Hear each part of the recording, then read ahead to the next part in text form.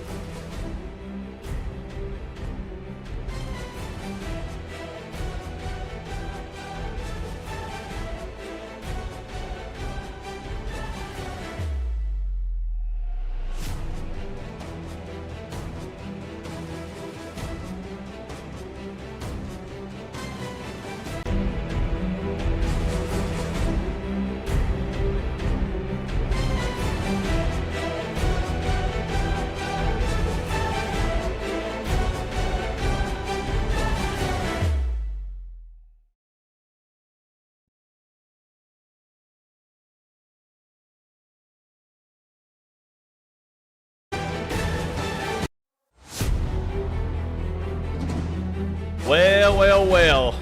Here we are in the Moonshiners Racing League for the OB Builders Cup Series. And tonight, the Oak-Kenny Hill Products at the Brickyard, 250 Indianapolis Motor Speedway.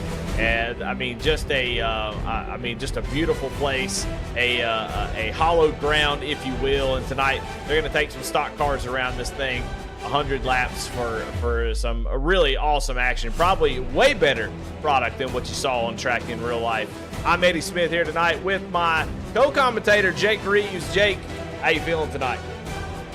I'm telling you, Eddie, I mean, I'm actually feeling historic tonight because we are on the hallowed grounds of the Indianapolis Motor Speedway, the oval, not the road course. Everybody's been raising hell about it for numerous years, wanting them to come back to the oval, and we're going to be back on the 2.5 mile four-turn Indianapolis Motor Speedway. I'm telling you, I am absolutely psyched to get this bad boy going. Yeah, it's just a interesting track. It's fun to drive. I think it gets a bad rap for stock car racing. I think it's a lot of fun. It takes a lot of skill to get around this track and do it well. And the way these cars drive, you know, in iRacing, it's just a little bit different. You can actually make that second groove work, and I will see if everybody is able to do that tonight. There's a lot of side-by-side racing. It'll surprise you here. It's sort of like Pocono, where in real life, a lot of these tracks are one lane, Indy specifically, but on iRacing, you're able to make that second line work. So those passes are going to be hard to come by, so you better have this thing set up to get right to it. Let's talk a little bit about Indianapolis as we get ready to go green here. Located in Speedway, Indiana. What a great name for where to put a track like Indy. 2.5 miles, you can see 4 turns, very distinct turns though. They're very different. Not all of them are the same, and you better get through one, and you better get off of 2 and 4 if you're going to have any chance of getting the win. Opened in 1909, this track's been around for a long time. Well, as we look at the schedule, and sorry to cut you off there, Jake, we are getting ready for some off weeks here. Got just a couple, or just this race tonight, and then a couple off weeks, and then we get to the nitty-gritty of the season, the final 4 races to the playoffs. And so far, Jake, tell me, who you got your eye on for these playoffs? I mean, there's been a lot of winners, very competitive series, but you got to have somebody that you got your eyeball on that you're going to maybe think is going to take a deep run into the playoffs. Well, I mean, Eddie, I mean, obviously, the obvious choice would have to be Randy Mullins because, I mean, Randy's been just so damn consistent. He's been so fast, especially on the road courses, which is where he's got his 2 wins this season. So Randy's one of those guys I'm looking at. I'm also looking at Kenny Coppola. Kenny Coppola done a very, very fantastic job. Matter of fact, was able to show him how it's done last week at Pocono. And obviously this track very, very similar like you talked about. I mean, that's going to be a big key right there to see if old Kenny can try to go 2 for 2 and see if he can try to get it done. But, I mean, you know, we talked a little bit about Indy. Obviously, the first Brickyard 400 was in 1994. Jeff Gordon won that one. Obviously, all the Dale Earnhardt fans were a little bit pissed off on that Sunday, but Earnhardt ended up getting it in 95. But, I mean, literally, I mean, you're looking at 30 years ago is when the stock cars rocked and rolled right here in Speedway, Indiana. And now 30 years later, we're doing it here on a sim race, or on iRacing right here for the Moonshiners Racing League. I mean, it's amazing. I mean, I love this facility right here. Yeah, and you can see the bricks right there. That's the virtual one. They won't be able to actually get out of the car and kiss those bricks, whoever takes the win tonight, but they'll definitely do some burnouts. I think in the virtual Indy, they'll let you do burnouts on them. All right, well, let's jump right into the grid. Let's see who's going to start on the front row tonight, and look who it is. Alex Coffey on the pole with Jeffrey Taylor, one of those drivers outside the bubble needing to have a good finish to get into this thing. Look at him on the front row there in second. In row number 2 is going to be Jordan Schmeets and Andrew St. Cour, a little driver who is, I can't remember who they're subbing for. The name slips my mind, but a little sub driver tonight, and he is fast. He's been fast in practice, fast in qualifying. Look to see him make some waves here as a backup driver. In 5th, Tim Wortman Jr. still looking for that win. Shane Davis there in 6th position. 7th, Justin Belmont, another one of those drivers, needs to have a good race and get into the playoffs. And Brandon Fetterplace starts in 8th. 9th is Brandon Bikey, and Sean Rogers rounds out the top 10. Your point leader coming into the night, Randy Mullins, is going to start in P11 with Steven Gibson rolling off in P12. Paul Gallimore is going to roll off from P13 with Chris Davis rolling off on the outside of row number 7, P14. Last week's winner at Pocono, Kenny Copeland, the 77 is going to roll off in P15 with Hunter Carmichael in P16. Kyle Holden's going to roll off P17 with Matt Cox in P18. And rounding out the top 20, it's Nick King and Jamison Middlemiss. In 21st, it's going to be Ryan Huff in the number 93 Toyota Camry with Ed Bowles Jr. in 22nd. Right beside him in 23rd, Blaine Wilson and Barry Sanders in 24th. 25th, Caden Norfree with Johnny Shade in 26th. 27th, Jared Clark with Nigel Christensen in the 28th position. 29th is Darren Mills with Shane Parrish, round out your top 30. And Aaron Matthews and Andrew Nider will start 31st, 32nd. Nicholas Atwood rolling off in P33, and the caboose on this 34-car train, Matt Mackin, rolls off from P34. And Eddie, I mean, we talked to Barry Sanders before the race, had a little pre-race interview with Barry. Obviously, he's riding some momentum. He got second at the Chicago Street Course. Had a pretty good run going last week at Pocono as well. And this track, obviously, very, very similar to Pocono, kind of the sister track, if you will. And, I mean, Barry just said, you know, we just want to just try to stay consistent. There you see the race analysis there on your screen. You got 100 laps. Obviously, there you see the pit road speed limit, 55 miles an hour. Got to be able to get it wound down. 6 sets of tires. That's 5 in the pits, 1 on the car, 1 attempt at a green-white checkered. So we're not going to be like Sunday where we ran into a little bit of controversy after the NASCAR Cup Series, 100% fuel capacity. Fuel run 35 to 37 laps, and there you see the stages, 25 and 50. And then after 50, we're going to go another 50, and we're going to see who's going to kiss the virtual bricks, or at least try to, here at Indianapolis Motor Speedway. Yeah, it's going to be an exciting race, and strategy, fuel saving happened in real life, and that's what we're expecting to see some here is how are you going to manage that fuel run. The first 2 stages should be able to make it all the way. That final stage will be the big kicker, and see what these guys do. We'll see if tire wear is a big factor, what they decide to do as far as pit strategy. There is a lot of interesting things that can happen here tonight besides just some pretty awesome racing, which I'm expecting. Don't sleep on the virtual version of Indianapolis. It does put on a great show. And I know Alex Coffey and specifically Jeffrey Taylor is looking to get in that win column. And what a great place to get into the win column here at Indianapolis on those hallowed grounds. And we're getting ready to go green here. We'll see if the pace car is going to pull off. And we are getting ready to go green here. Jake, 100 laps. Everybody in chat, glad to have you all tonight. Boy, this is going to be a good race. Good race. Strap in. Get ready for the Okanee Products 250. Green flag is out here. And we're underway. And we are underway, and they're already wanting to bump draft going into turn 1. Coffee down inside, Taylor up top. Here comes Schmeets in that 4. Dives it down to the inside. Taylor has to get out of the gas. Almost tagged it in the wall. We got one spinning way back there in the back. No caution on the speedway, but Jordan Schmeets able to dive down to the inside of Jeffrey Taylor. Taylor's going to go all the way back to 4th. And Andrew St. Coeur, he is going to go up to 3rd, but Coffee leads him down the backstretch at Indy. Yeah, that was Nick King that went around. He's able to get the thing back going, so he is all good. And we are still under green here on lap 1 as Alex Coffey has gotten out in front, and that is so important to get that clean air. You want to be out front at this racetrack. That dirty air makes it so difficult to get down to these corners.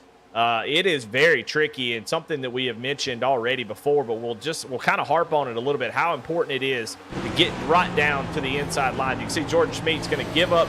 It actually looks like he almost missed the corner entirely as he lost. He's going to lose 2 or 3 spots, and you can see exactly what I was about to say. You got to get down to that white line if you're by yourself, and you better make that work, because when you get off the corner, these long straightaways right here, you can see them snaking, trying to break the draft down these long straightaways. You need to be able to have as much speed off these corners as you can, because the draft here catches right at the very end And so whoever has the best speed through these corners is Andrew St. Cyr is all over the back bumper of Alex Coffey. Watch as he get that left front right against that rumble strip, get on the gas, and carry the speed all the way down the straightaway.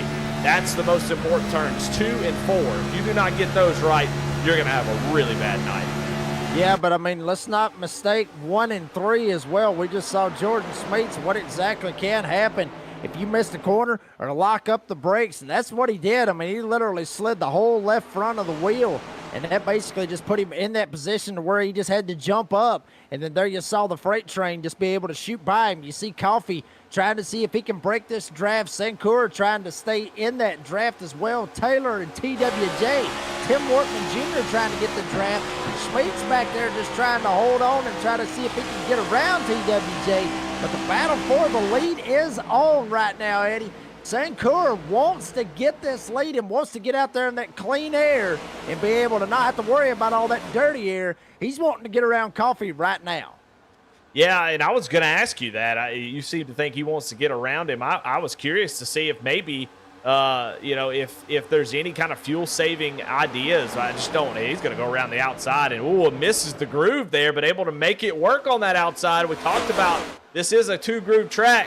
How much are you willing to kind of push that issue on the outside line? I saw a ton of passes in a race here a couple weeks ago on the outside. So if you can get that run, you can carry that speed. It's not like in real life where you have to be at the bottom.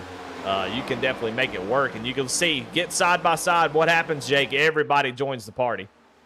Absolutely. I think that's what St. Cyr is really wanting to try to do. He's wanting to try to get around Coffey, obviously trying to make the pass on the outside, because we've already seen it as we've actually got a battle for third right now with TWJ and Jeffrey Taylor and TWJ trying to go with that outside like you were talking about right there, Eddie. He's trying to make it work. St. Cyr all the way down, literally almost slammed it into the inside wall. He literally caught Coffey sleeping right there, and Coffey's going to tag him in the right rear. St. Cyr almost went around, but Andrew St. Cyr goes to the front trying to get that clean air, and Coffey is not happy about that dive bomb that St. Cyr pulled going into turn 1. Coffey wanting to try to get it back. He's going to get to the left rear, try to side draft him and try to pull him back and get the lead. Is this the last lap, Jake? Because I feel like they're racing like it is. Coffey not happy to see that pass and said, you know what? I thought we were just riding, but if we're going to race, we're going to race. It dove right down to the inside, but you could see that outside line, how strong it can be. I highlighted it in the pre-race. You have to be careful of thinking about real life and thinking about iRacing. Every once in a while, it's a little different story. We don't quite have the marbles that they have up there. You don't want to get too far, but you can see just how well Andrew's able to make that outside work.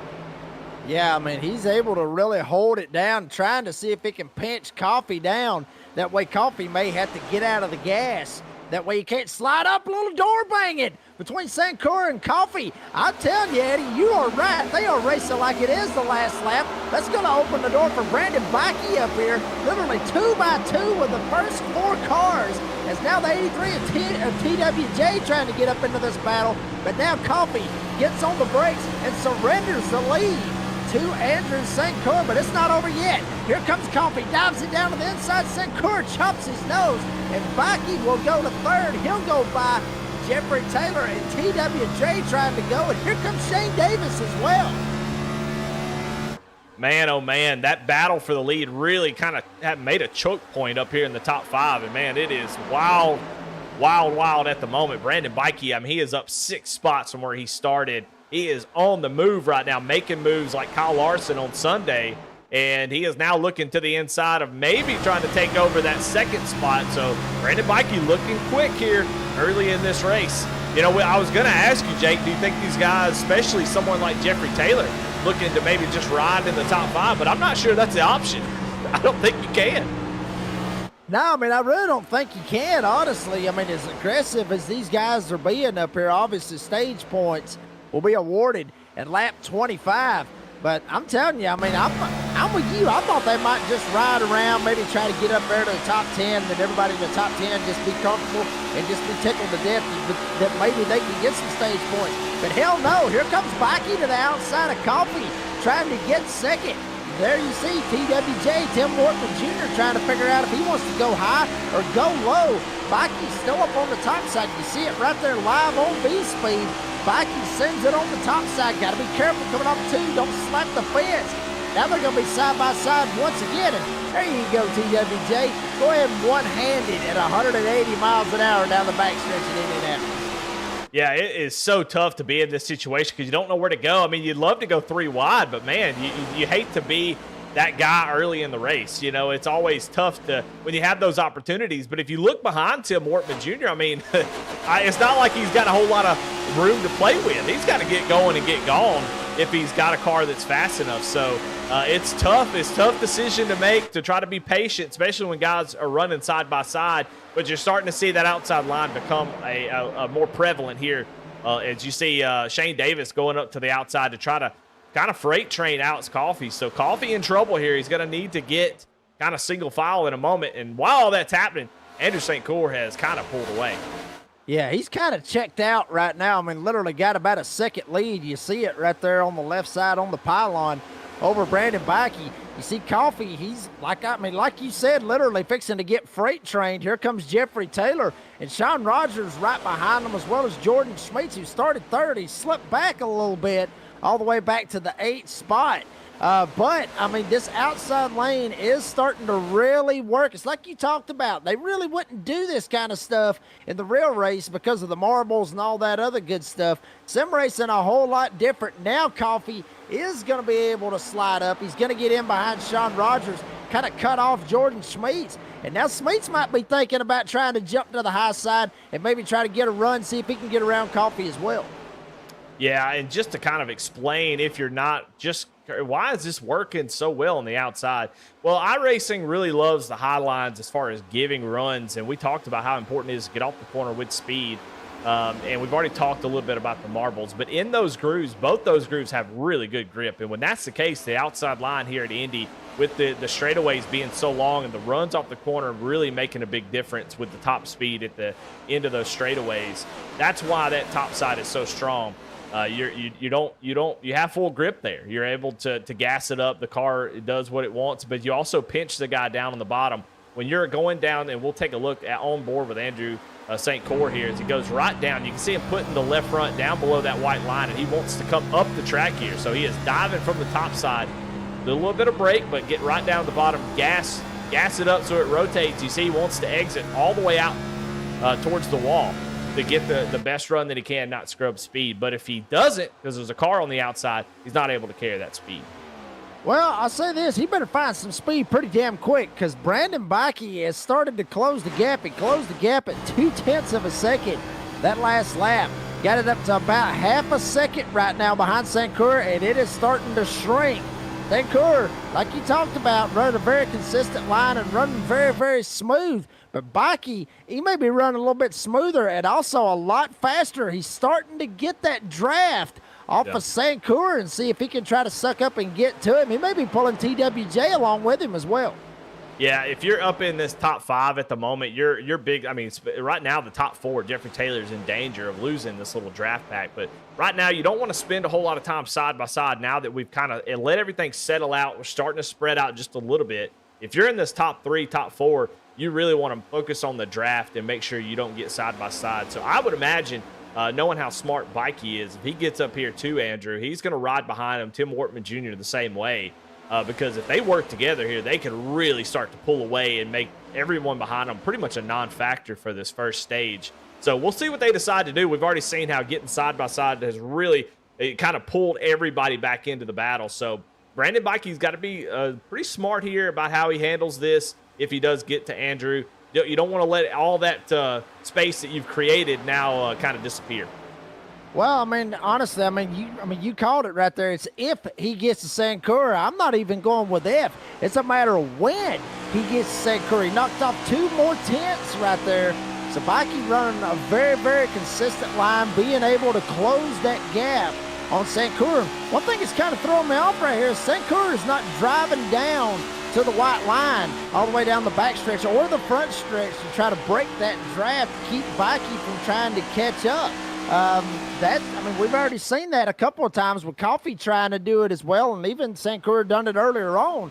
But he's not doing it now. He's basically just keeping it very steady right up against the wall, not trying to cut down and break that draft, which, like I said, it's very puzzling to me. You figure he would try to do that to try to stay away from him. But, hey, I mean, however you got to do it, because if you end up staying down on that inside lane and you go into the corner, you're at a disadvantage because you can't arc that corner. And Bikey running very consistent. He better watch his tailgate. I'm telling you, Wortman Jr. is coming. He is hungry. He wants that win. Yeah, they are running nose to tail. And like you said, no real snaking down the straightaways. You know, I don't know if the draft model has really changed. I know in real life it comes off almost straight behind these cars. Such a weird draft with the diffuser underneath. It creates such a weird sort of stream out the back of air. But on iRacing, historically, the draft has kind of come out at a 45-degree angle on both sides. And so a lot of times the snaking down the back straightaway, the front straightaway, doesn't really do much. So at some point, you kind of just going up there just making it look cool. It doesn't really do too much unless that has changed. So it'll be interesting to see if that does make a difference or not. Historically, it really hasn't. You do all that work and they still run you down anyway. So, and I tell you what, you called it. Brandon Bikey has gotten up to the back bumper of Andrew now, and we've got a little three-way battle for the lead. You can see Shane Davis and Jeffrey Taylor here working together. Them and Sean Rogers, little three-pack right here, trying to catch up to these leaders. Really hoping these guys get side by side so they can catch back up. Well, I mean, and there's a very good possibility that could happen. There you see Sankura, Bikey, and TWJ. Look at the, I guess you could call that, what is that, the Brady Bunch that we got going on? We got everybody right there with the driver cams. Obviously, you got Shane Parrish right there with one of the best sim rigs I've ever seen in sim racing right there. Check it out. Hell, he's even got beast mode up there at the top of it. Hell, why not? The flames.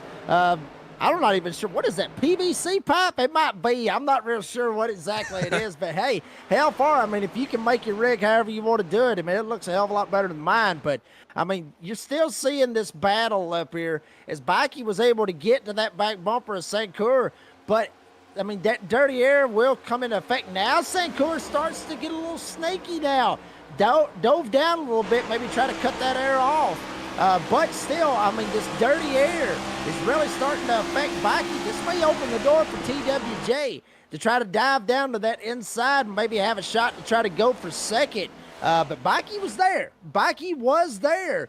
But I think it's just that dirty air might have got him tight, and then he just had to get out of the gas, get on the brakes, and have to slide back just a little bit to try to get his nose to try to get some clean air on. Yeah, and you saw Tim Wortman look to the inside of Bikey there, and just for a moment as Bikey gets loose off of turn one. Holy cow, and so does Shane Davis. Almost lost it there, and Shane Davis out of the groove as he's might lose a spot to Jeffrey Taylor, but tire's starting to wear out here. Love to see that. Yeah, I mean, we love to see the tires wear out. Obviously, in real NASCAR, the tires do not wear out. But anyway, I mean, iRacing is completely different. Love the tire model, all that good stuff with iRacing. But it is starting to take a toll on some of these drivers, even with Bikey. And like you said, with Shane Davis, got loose and lost 2 spots right there coming off of 2. That being to Jeffrey Taylor and Sean Rogers. And Jordan Schmeet's not too far back from this battle as well. So a lot of these guys really got shot. Coffee and Coppola, they've actually got around Schmeet's off of that last lap. But, yeah, I mean, it's like you said, that tire wear is starting to play a factor right here. And it may have a lot to do with what I was talking about, that dirty air, with these guys maybe driving it a little bit too hard, getting in that dirty air, trying to get the car to turn, might not be able to make it turn. And then obviously with the setups, how they've got them built, maybe some of these setups run a little bit looser in the long run to try to keep that right front from starting to wear more as the race goes along. Yeah, and I worry about the rear tires. I know in the race that I ran a couple weeks ago, I ran 5th gear the whole way around with the fixed setup. Just to keep everything even and just make it simple. And it did really well for the rear tires. But what I noticed, and a lot of guys are going to be shifting here tonight. They're shifting down into 4th gear in these corners, trying to get it to help get the car turned down to the bottom as that right front, like you said, starts to wear. It gets harder and harder for the car to point down to the insides with the dirty air. So you shift down to fourth, help it use that engine braking to turn the car a little bit, then mat the throttle and run fourth gear, likely all the way around to when you come off onto one of the straightaways. So shifting going to play a big factor, and if you're not doing it, you might be hurting yourself. But the downside of shifting is we've already seen it. You got to be careful with those rear tires, because once you light those bad boys up, it is going to be a rough next 5 to 10 laps while you let those things cool back down. Yeah, I mean, it's a balancing act is what it is, Eddie. I mean, which one do you want to be? Do you want to be a little bit tight, or do you want to be a little bit loose? We'll see how that works out. Holy hell, check this 3 wide out back here Jordan with Justin Belmont. Jordan Smeets back here. In the slipping wall. back big time. Everybody going by him. There's Hunter Carmichael in a 3. He's going to take advantage of Jordan Smeets. Hell, he was up there running inside the top 10 at one point, and then all the way down to 17th. Check it out on the instant replay. He just missed the corner right there, slides straight up, and then ends up getting into the wall. You see it right here. Smeets down on the bottom side. Randy Mullins goes around him. Oh, I don't know. I don't know if he missed the corner. Hell, it looked like he got loose going in, loose coming out, and then everybody basically just licking their chops. And was able to shoot right around Jordan right there. So obviously it's starting to wear big time on that number 4. He's having some sort of problem. I don't know what's going on with Jordan, but I mean, he's having a major problem. So I don't know if he slid the rear tires one or too many times, but he was down on the bottom of the track and entered in low. And I mean, he is dying right now on the track. So I don't know if he made contact with the wall, which may be the case. Yeah, I mean, you can see the car is pulling to the right. I mean, to the left, excuse me. And he is fighting to keep that thing to the right of the track. So he has got some major, major damage. So he must have hit the wall, because that car is not driving good. Like, he's almost wrecking. Yeah, I'm actually trying to go back and look, see for the past couple laps, see if look at him. He's drifted around the corner. Holy hell, boy, he's looking like he's in seriously Tokyo drift right now. I'm looking right now trying to see if he did get into the wall or tag it at any point. But from what I'm seeing, I'm not seeing anything where he done anything crazy, at least on my end. I think he just got to the point where he just got loose and it just burnt the rear tires up. And then it got him into that situation where he's at right now, which is literally everybody going by the number 4, Jordan Smeets. Yeah, I mean, he started in the 3rd position, and he is just dying at the moment. So I don't really see any damage on the right front of that machine. So I think you got to be right. I'm not real sure. I mean, we're going board. And I mean, he's lifting at the moment. I mean, you can see him. I don't know why I can't diagnose this. I mean, he is definitely having some handling issues on entry into the middle, and he knows there's a problem. Look at him. He's almost completely sideways. So I don't know what has happened to the number 4 machine. Oh, he's going to make contact with Matt Mackin. Mackin against the outside wall, and caution comes out because they make contact. And, I mean, it was kind of brewing there, and that's going to be your stage most likely. So I think Andrew St. Cour is going to win that stage, but man, we gotta talk to Jordan Smeets to figure out what happened there. I feel like that'd be a great interview, but we can kind of go back and see that that issue right there again. I mean, he obviously has a messed up car, and coming off the corner, he's just hanging on to it. And poor Matt Mackin just, wow. I don't know. There's some beef there, maybe. Yeah, it probably is right there. I mean, Smeets, you was talking about how the tape was on his wheel right there as to if, there was a possibility of the wheel being off. But, I mean, that could have been something to do with the offset of how it was. I've seen drivers have the offset, say at 12 o'clock. I've had it, or I've even drove it at 12 o'clock, maybe 11 o'clock, or hell, had it all the way around 2 o'clock. How the steering wheel is, just keeping it going straight just to try to help it turn some way, somehow. But, I mean, I don't know about that whole deal right there with Mackin. I mean, hell, it's like he just literally hooked a hard left coming off of 2 and just tagged him in the right rear and hooked him into the wall. And, Eddie, you know as well as I do, right rear hooking somebody, I don't give a damn how loose you are. It don't look good. Yeah, Matt Mackin's got some major race-ending damage. That front end bumper came off and went flying across the track. I don't think he's going to be able to get that thing bolted back on. But pit stops, obviously, going to happen at the end of the stage. Andrew St. Cour wins the stage So everybody going to come down pit road. 4 tires and fuel will be the call, and try to get that track position for the rest of the stage. Brandon Bikey's going to get the max points out of all the drivers that have been here. And so we'll be interested to talk. We'll talk to him, and we're going to talk with Jordan Schmeets right as he gets done with his pit stop, and try to see what was going on with that car. Cause I'm curious, I'm curious like a cat, Jake. That's why they call me Whiskers. Yeah. I mean, I'm actually curious about that too, as to what the whole deal was right there. But honestly, I think he just let the rear tires up on it.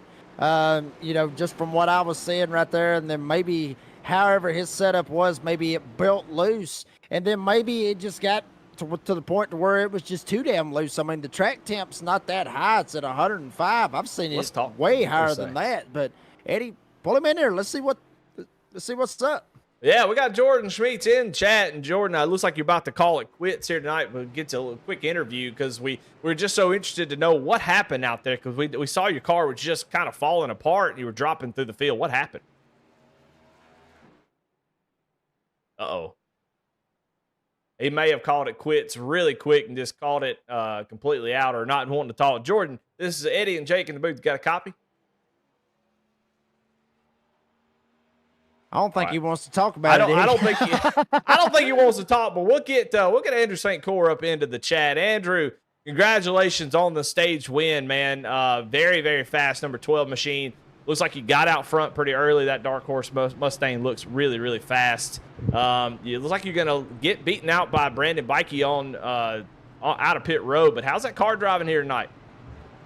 Yeah, it's feeling pretty good. A little loose off, I guess, for the first probably 7 or 8 laps. And then it built pretty neutral for the last, what did we run, 22, 23 laps? The lap final 18. It was feeling really good. Felt pretty comfortable getting to 25 if we didn't get a caution, but yeah, no, it's feeling good and pretty happy with how the race is going so far. Well, you were pretty aggressive to get out front. Clean air, obviously a big deal at a track like this. Is that what we can expect here at the start of stage number 2, and trying to get out front and got to get that clean air? Yeah, I think if I have a window to try, I probably will. But most likely will fall in line if Brandon gets a good restart here. He was pretty respectful to me there that last run, trying to just committed to staying behind me to the end of the stage. So definitely will return the favor if I have an opportunity to help him do the same for this stage, especially where these folks around me are all, I guess, running this league pretty well full time, other than I think Rogers. And I'm just kind of filling in here. So really, I just don't want to cause any trouble. I want to race hard, but I want to be respectful of the folks that are racing this league full time and going for a championship. All right. Well, there you go. Andrew St. Core, the winner of stage number 1. Congratulations. Good luck the rest of the race. Thank you very much. Well, sounds confident, but also sounds like a lot of respect out there. That's what I love to hear, is he's thinking about those points. It's easy to come in here and just want to kick everybody's butts and show how good you are. But you can hear he's cognizant of what he's dealing with as far as people fighting for points, not wanting to cause any trouble. So it sounds like he's got it going in the right direction. But stage number 2, we saw a lot of good racing here. Jeffrey Taylor's going to come out in 3rd place. Jake, what do we got here for stage 2? What do you expect here?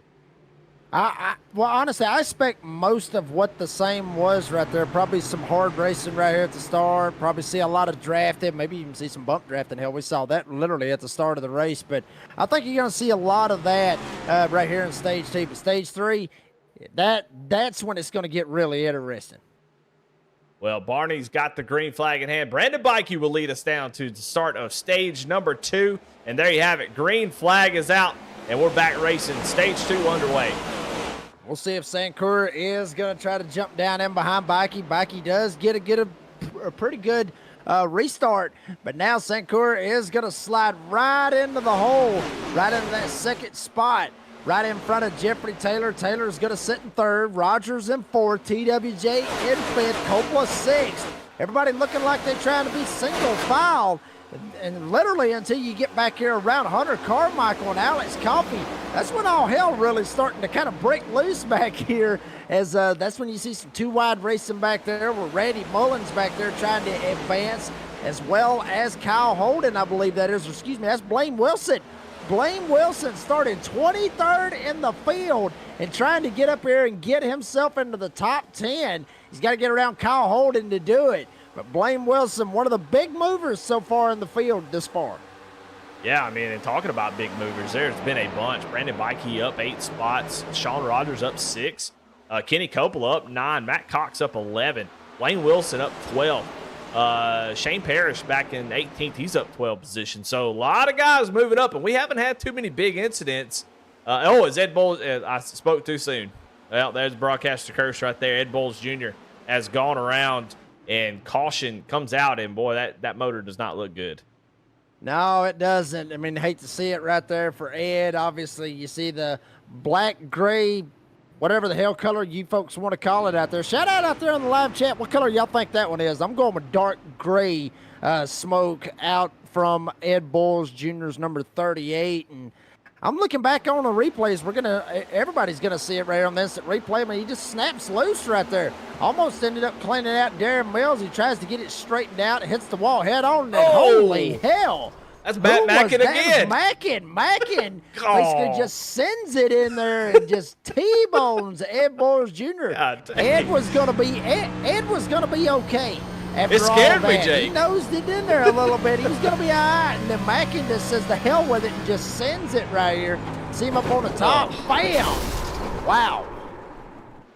Well, that'll do it for Matt Mackin and Ed Bowles Jr. Both those guys are going to be out of this one with damage that they cannot fix. See Ed Bowles coming in pit road, struggling to get in that pit road entry.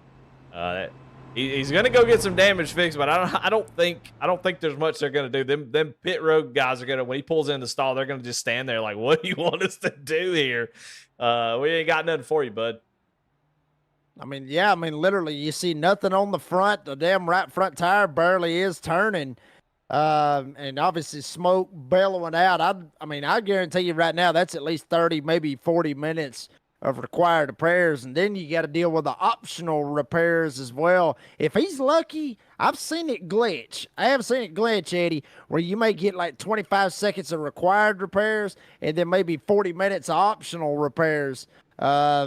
But, I got a feeling that one's going to be record-breaking as far as required repairs, because that was a hard hit that, in my opinion, Eddie, it shouldn't have happened. Mackin, you figure he would have just drove it down on the inside, but he just went up on the top side and just basically cleaned him out.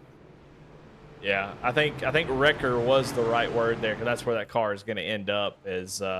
Looks like we might get the one to go. George Schmeets, who was a lap down, looks like he's going to get the lucky dog and get this thing back going. Let's see. Let's try to get Jordan up in here. He didn't want to talk earlier. We're going to sneak in here and try to grab him. George Schmeets, this Eddie and Jake in the booth. You got a copy? Oh, my God. We're tight, boys. Jordan, this Eddie and Jake in the broadcast booth. You got a copy? Yeah, what's going on? Hey, well, there you are. Well, we saw you have issues on that first stage. Talk to us about what was going on there, because you were just dying in the corners. Yeah, dude, my Oculus just went black and my wheels started jerking like crazy. I just got a new wheel in, so I'm using different wheelbase, kind of hodgepodge them two together. So that could have been what happened, but it was brutal. I had to throw my Oculus up on my head, and it was all I could do to keep it on the track. So it looks like you got the car I'm just going. happy to be one lap down. Yeah, it looks like you got the car going. Is the problem fixed, or are you going to be able to try to get back in this thing? Yeah, when I come back in, my connection is just going berserk. I don't know what's happening. If anybody else has experienced that, it seems like it's been pretty common with iRacing lately. So hopefully we're in the clear and we can figure out why we're so tight. We got a little bit of wheel damage, but get back to top 10 where we were. All right, man. Well, I appreciate you talking to us. Yeah, man. See you around. Well, there you have it, Jake. Well, we talk about it almost every week. We don't have the same issues that, we got guys out in real life having alternator issues. Something's messed up on the car. Heck, we've seen fire. We've seen guys get just caught on fire. Dale Jr. is firewall caught on fire. I didn't know that was possible. That's kind of defeats the whole point. And but here you got issues with your wheel. Had issue with his Oculus, which is his VR headset. And that was what the problem was. So just crazy to see those type of issues, but he's able to hang on to it, get back in here, and try to get this thing going back forward. Yeah, I mean, and that's the good thing about it. I mean, he was able to jump out and then jump back in as quick as he could, try to get the wheel, all that Oculus or whatever the hell that thing is. I'm assuming that's a VR from what I'm understanding. At least that's what I think it is. But, I mean, he's only one lap down, and that's big. I mean, obviously, if you're going to have any problems like that, do it at a 2.5 mile racetrack where you got plenty of time to be able to try to jump back in, get lucky, and be able to get back out there. And obviously the cautions has kind of helped him out as well. So I mean, he's one lap down. Nobody else is a lap down. The only other two drivers that are laps down is, well, obviously Ed Boers Jr. and Matt Mackin, and both of them's out of the race.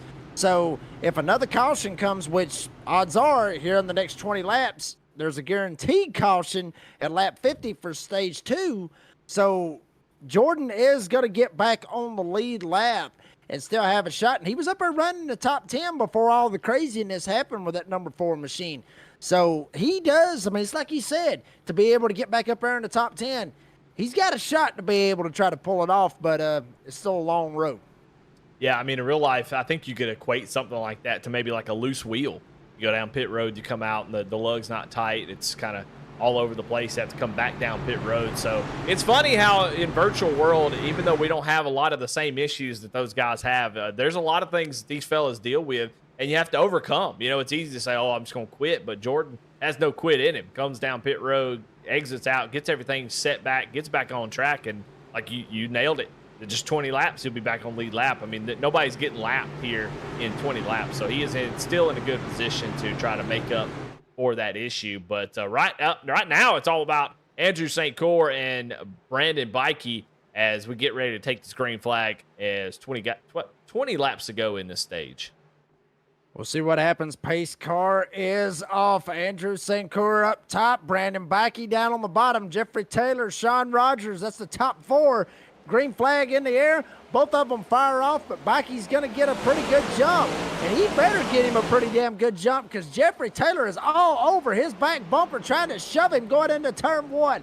St. Cyr, he's going to try to fight hard on the outside. Bikey gets loose. St. Cyr almost tags it into the wall. They still side by side for the lead as Taylor and Rogers side by side for third. St. Cyr is going to get the run coming off of turn 2. He's going to go to the lead. I thought he said he was going to try to get behind Brandon Bikey. That didn't happen at all. He got a big run off the corner. It stays up to the outside. Bikey trying to fight hard. Got to be careful. I think we've kind of gotten the cold tires out, but got to be careful here. First couple laps need to be kind of baby it a little bit until they start to heat up. But once these tires get up to temp in this car, man, it just flies. So right now, Bikey trying to make that inside line work, but you see the power of the outside now. Sean Rogers going to get to the back bumper of Andrew, give him a big push, and he might clear Brandon. He is. He's going to clear him down into turn 1. Oh, just missed the corner. Couldn't quite get in there. Doesn't have him cleared just yet, but we'll see as they come off of turn 2 if Andrew can use that run off the outside and take that lead spot back. We'll see if he can, and Jeffrey Taylor actually slipped a little bit going into 1 and damn near got into a 3-wide situation with TWJ and Kenny Copeland. Now, Taylor's going to see if he can fight hard, tries to jump in behind Bikey. You knew later, all clear is the 12 of Andrew St. Cyr. But you see Jeffrey Taylor back there straight up in a damn hornet's nest with TWJ. And last week's winner, Kenny Copeland, trying to hold on to this 4th spot is Rogers. And Bikey almost door banged for 2nd.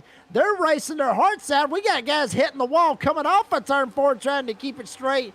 But with all this side-by-side battling, what's it doing, Eddie? It's letting Andrew St. Cyr, ASC, if we want to try to throw some initials in there, he is straight up checking out with all this battling going on.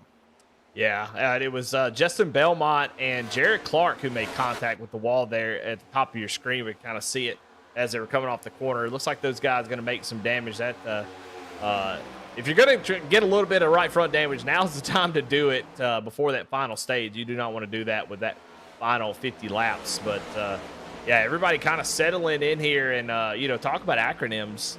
Randy Mullins, his acronym is his team name. Look on the front end of that 54 machine. You'll see RAM. So you got some acronyms there. You're trying to make acronyms out of other people's names. There's probably some really fun ones out there. But I like what you're doing so far. But checking in here on your points leader, Randy Mullins, who's been lights out all season long. Got a lot of fans in chat. He's always up in the top 10 and always seems to find himself up towards the front. And right now just continues to move forward in this race. Just slowly but surely, three positions since the drop of the green flag. But, you know, as far as point standings go, really didn't cover them too much on the pre-race. But, man, he has got a 33-point lead. As far as bonus points goes, he has 245 bonus points on the season. That's from stages and various bonuses that you get throughout the race. The next person is Alex Coffey with 209 bonus points. So those stage points being consistent make a big difference, and Randy Mullins has been the one that's been able to capitalize all season. And that's why he's been the points leader ever since I have taken over here broadcasting this series. He's just been lights out. Yeah, I mean, you know, obviously, I'm sure it's got a lot to do with, you know, the talent and the cars and the setups. I know that's got a lot to do with it, but I mean, obviously, I mean, like you said, he's got a lot of fans, a lot of supporters out there in the YouTube chat. You know, just basically just, I mean, motoring him along, just giving him a little bit of extra horsepower, if you will, to try to get him up there, get these good finishes. And, you know, I think, you know, and I said this before, I think of Randy Mullins like Chase Elliott. That's the way literally, that's the way that I look at it. I mean, he runs consistent on the ovals. He kicks everybody's ass on the road courses, and he's got a lot of fans. You know, I would say he's like Dale Jr., but Jr.'s never really been that high up in the points, or at least trying to get a championship in the Cup Series. Chase Elliott has, so maybe Randy can pull it off and get him a championship and be like Chase Elliott. But, I mean, I think that's what a lot of it is. Obviously, it's the skill, it's the setups, all that good stuff. But the fans will drive you. I guarantee you that, Eddie. The fans will drive you and make you want to be faster, and can quite possibly make you faster. So, obviously, he's got a lot of fans out there, and shout out to those that watch each and every week and watch Randy Mullins. Yep, he is cracked the top 10, just kind of riding here in 8th place. As you kind of mentioned it earlier, Andrew St. Cour has started to pull away. Really no different than the last stage. So he's got a fast piece under him for sure. He thought he was going to kind of see if Brandon could get a good jump and kind of settle in behind him, but he had a great opportunity on that outside line and was able to take it. And, man, I'll tell you what, great paint scheme here for Andrew. So big fan of that car, that beast mode. I can't really see what is on the front. Let's see if we could. I don't know if that's AMP or BMP. I think it might be BMP. I'm not sure, but really cool looking car.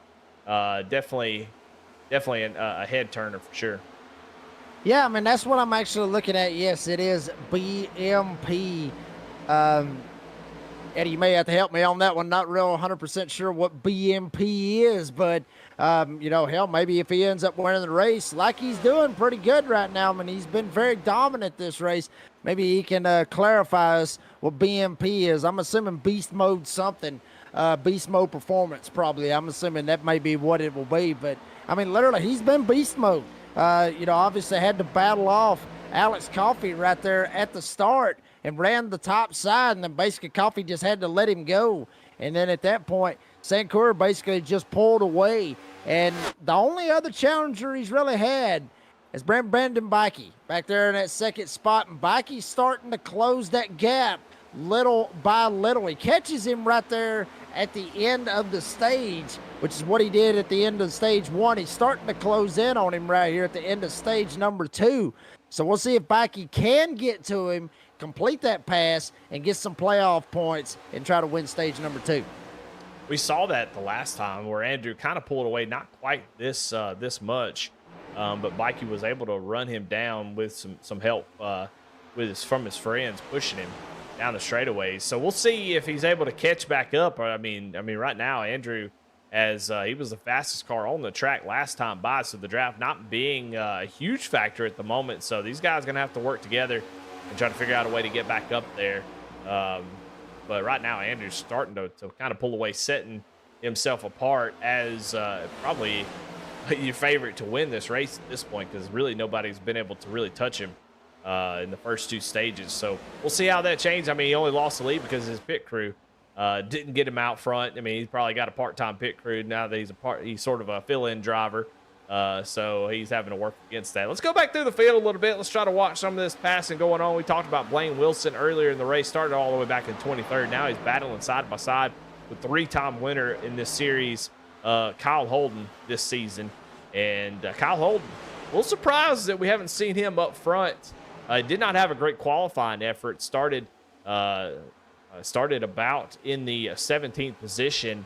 And a little surprising not to see him up front, up in the top 5 here early in this thing. Yeah, I mean, I'm kind of surprised by that as well. I mean, and this, you talked about it earlier, Eddie. This track, it is very, very hard. And it's got a lot to do with rhythm as well because, I mean, these 4 corners, trying to drive it in there. And believe it or not, folks, 1 and 2, it's a little bit different than 3 and 4 to me anyways. It feels like 1 and 2 to me when I drive it in there here at Indy. It's just a little bit tighter. It just feels like it's a little bit more tighter, maybe a little bit more narrow. Now, I could be biased, I could be wrong, but that's just the way it feels to me. And then 3 and 4 just seems like it's a little bit wider when you go in, especially right there in between them. So, I mean, this track is hard. Obviously, you got to have the rhythm. You got to have patience. And you got to be focused at the same time. And, I mean, Holden, obviously, I mean, he's not up there in a position where he's going to have a shot to probably win this thing. But, hell, who knows? He may end up having a shot at the end to win this thing. But sitting 12th right now. He's got 2 drivers right in front of him with Coffey and Blaine Wilson up there right in front of him. He can still get some stage points out of this thing when it's all said and done. 10 to go to the end of stage number 2. Maybe Holden can try to get a little bit of that draft and maybe suck up Coffey and Wilson, jump by him and get some stage points. Actually running it off the chip there going into the corner, but you'll see the difference in these corners for those who are watching.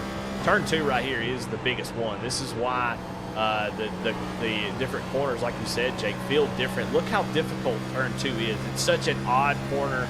You would think 2 and 4 are almost exactly alike, but they're not. You'll see right here, going into turn 3, it's a lot like turn 1. The car just drives right down to the bottom.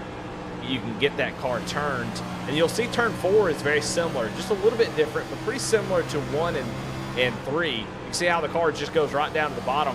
But we'll watch again one more time, and I just want to highlight how big a deal turn 2 is, because the car just will not rotate. Almost like everything is just leaning over on the right side.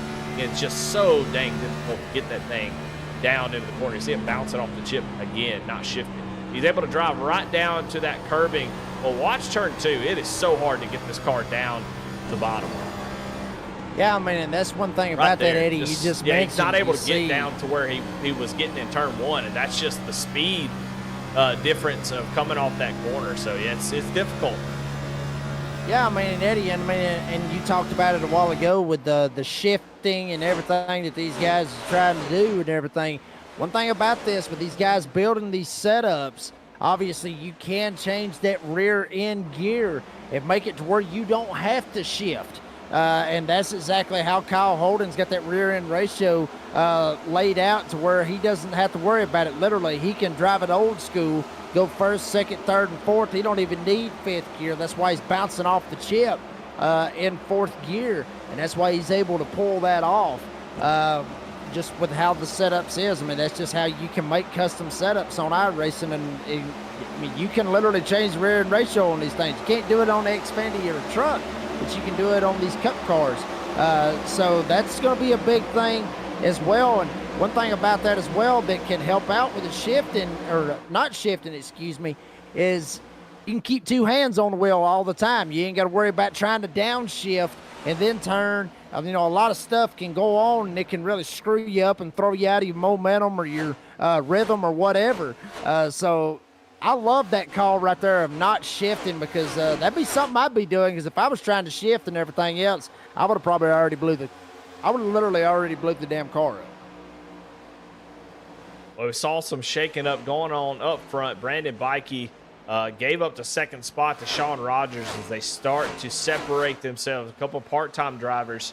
Of course, we've seen Sean Rogers in quite a few races, but these two starting to pull away as Bikey fading a little bit here with 5 laps to go. Kenny Coppola has gotten up to the 4th position, and Tim Wortman has fallen back to 5th. So some big changes going on up front as you can start to see the accordion kind of spread out a little bit as everybody's starting to have sort of a right around a 3/4 gap. And interestingly enough, that 3 or 4 tenths is where that dirty air starts to really be at its maximum effect on these cars. So handling start to go away. 21 laps on these tires definitely got enough heat to cause issues if you've been abusing them. So we're starting to see a little bit of separation. You can see how those gaps are kind of spread out all the way through the top 10. Right now, the battle that we're looking at is Tim Wortman and Jeffrey Taylor. And Jeffrey Taylor, one of those drivers we talked about at the beginning of the race, he needs to have a good race. He's had a few races where he's been up towards the front and then at the end have an issue. And he needs to get these finishes. You know, he's not exactly a Kyle Busch. You know, I don't think that's a great comparison because he is still in a pretty good position, but he's still on the outside looking in. He is trying to find him on the list because I don't have the up-to-date one.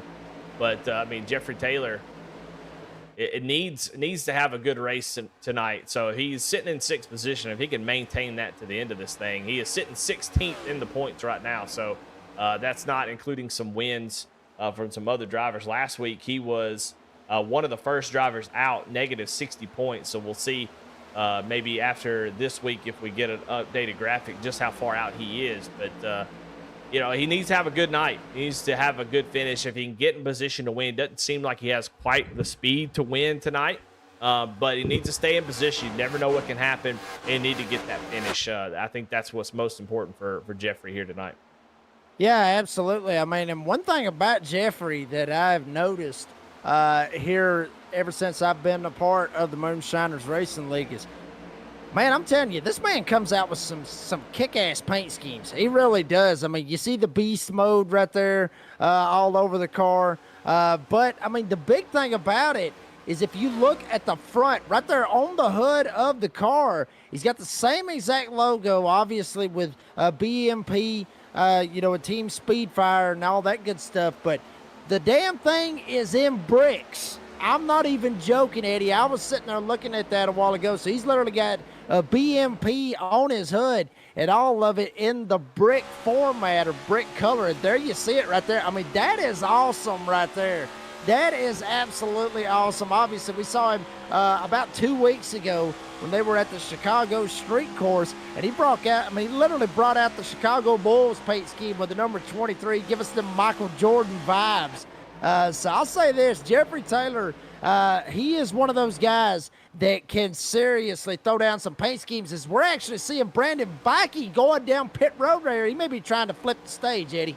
Yeah, absolutely. One of these tracks that you can do this on, normally you see it at road courses, but at a track like Indy, you can, if you're up at the front for sure, you can come down pit road, 4 tires of fuel, get out in front of the leader and flip the stage. So it looks like Brandon Bikey going to pull that strategy card here. The pits should be closed now after this one. So he'll come out, try to get that stage flipped. As we've got a battle for the lead, though. This stage is not completely won. As you can see, the traffic back behind or right in front of the leaders here. So it looks like maybe a couple other drivers, Shane Davis, Kyle Holden, also doing that stage flipping strategy. That might put a little dirty air here for Andrew St. Cyr. He's going to have to battle off Sean Rogers here. And Sean's got a nice run down the front straightaway as they cross over to lap 50. He's got 1 lap to go to try to take this stage win. Yeah, Rogers can quite possibly do it. Obviously, you see St. Cyr right there getting in that dirty air right there. That may be affected him a little bit.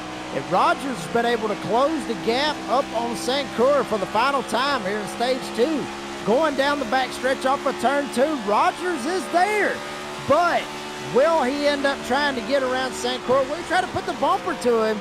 I don't think he will, but, I mean, it should be one hell of a finish right there. I mean, BMP, we got BMP on his hood, BMP on St. Cyr, on Taylor Hill. There's BMP everywhere here at Indy. Yeah, I mean, we're just we're littered with BMP and crossing the line now. The top 10 have to cross the line before they throw the the caution flag, and here comes Sean Rogers looking down to the inside, but electing not to take it. He actually looks like he might have rolled out, and caution does come out. So Andrew St. Clair will take stage 1 and stage 2. And boy, I'll tell you what, 50 more laps to go, and we're gonna see how this is all gonna kind of work itself out. I got 3 drivers who are gonna flip the stage: Brandon Bikey, Shane Davis, Kyle Holden.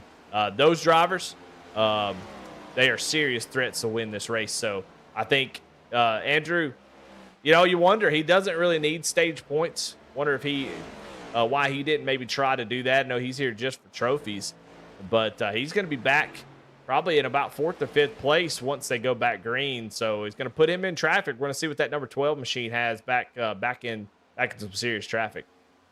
Yeah, we'll see what happens right here. Obviously, there you see Backey, there you see Davis, all these guys right here that have elected to try to flip it. Obviously, Kyle Holden was sitting back there in 12th. He had a shot to try to go for stage points, but he thought different of it, wanted to flip it and try to be up here at the front, which is exactly where he's going to be. But I mean, Andrew St. Clair, I mean, he's just been literally lighting it up here tonight. And Eddie, I mean, we talked about this pre-race. I've actually had the opportunity to race a couple times against Andrew, and it seems like every damn time I raced him, he ended up beating me.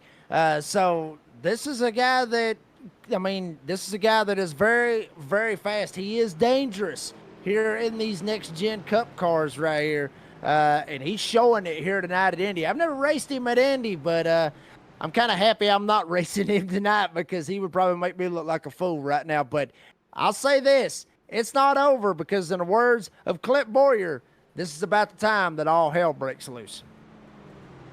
Well, I tell you what, I'm going to grab a driver nobody is expecting me to grab, and I'm going to bring him up into the booth. Nicholas Atwood, this is Eddie and Jake in the booth. You got a copy? I do. Well, you're getting ready to have a pit stop, so I don't mean to jump you up in here, but wanted to bring you up and talk to you.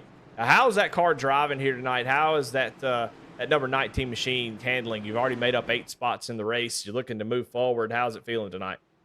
It's not feeling too bad. Kenny's got us on a good set tonight, so I appreciate that. But just going in here and making some adjustments I started with that I don't think are helping me too much, so getting away from my driving style.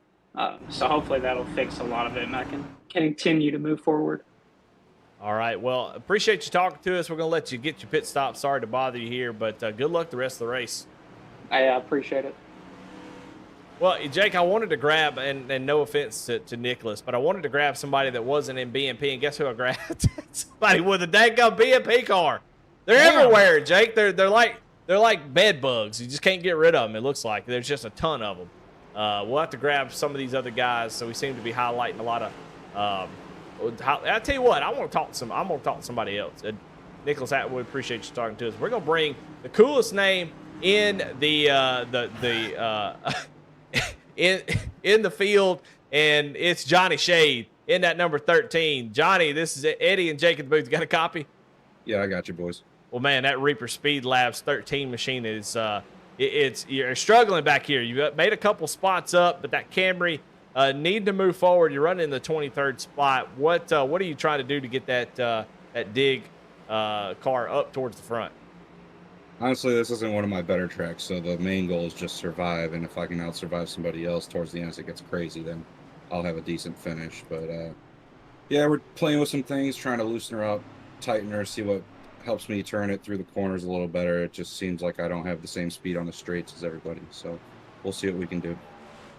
All right, well, you always seem to find yourself up towards the front. Some strategy could always kind of play into your hands. Any thoughts on trying some weird strategy to try to gain some track position here?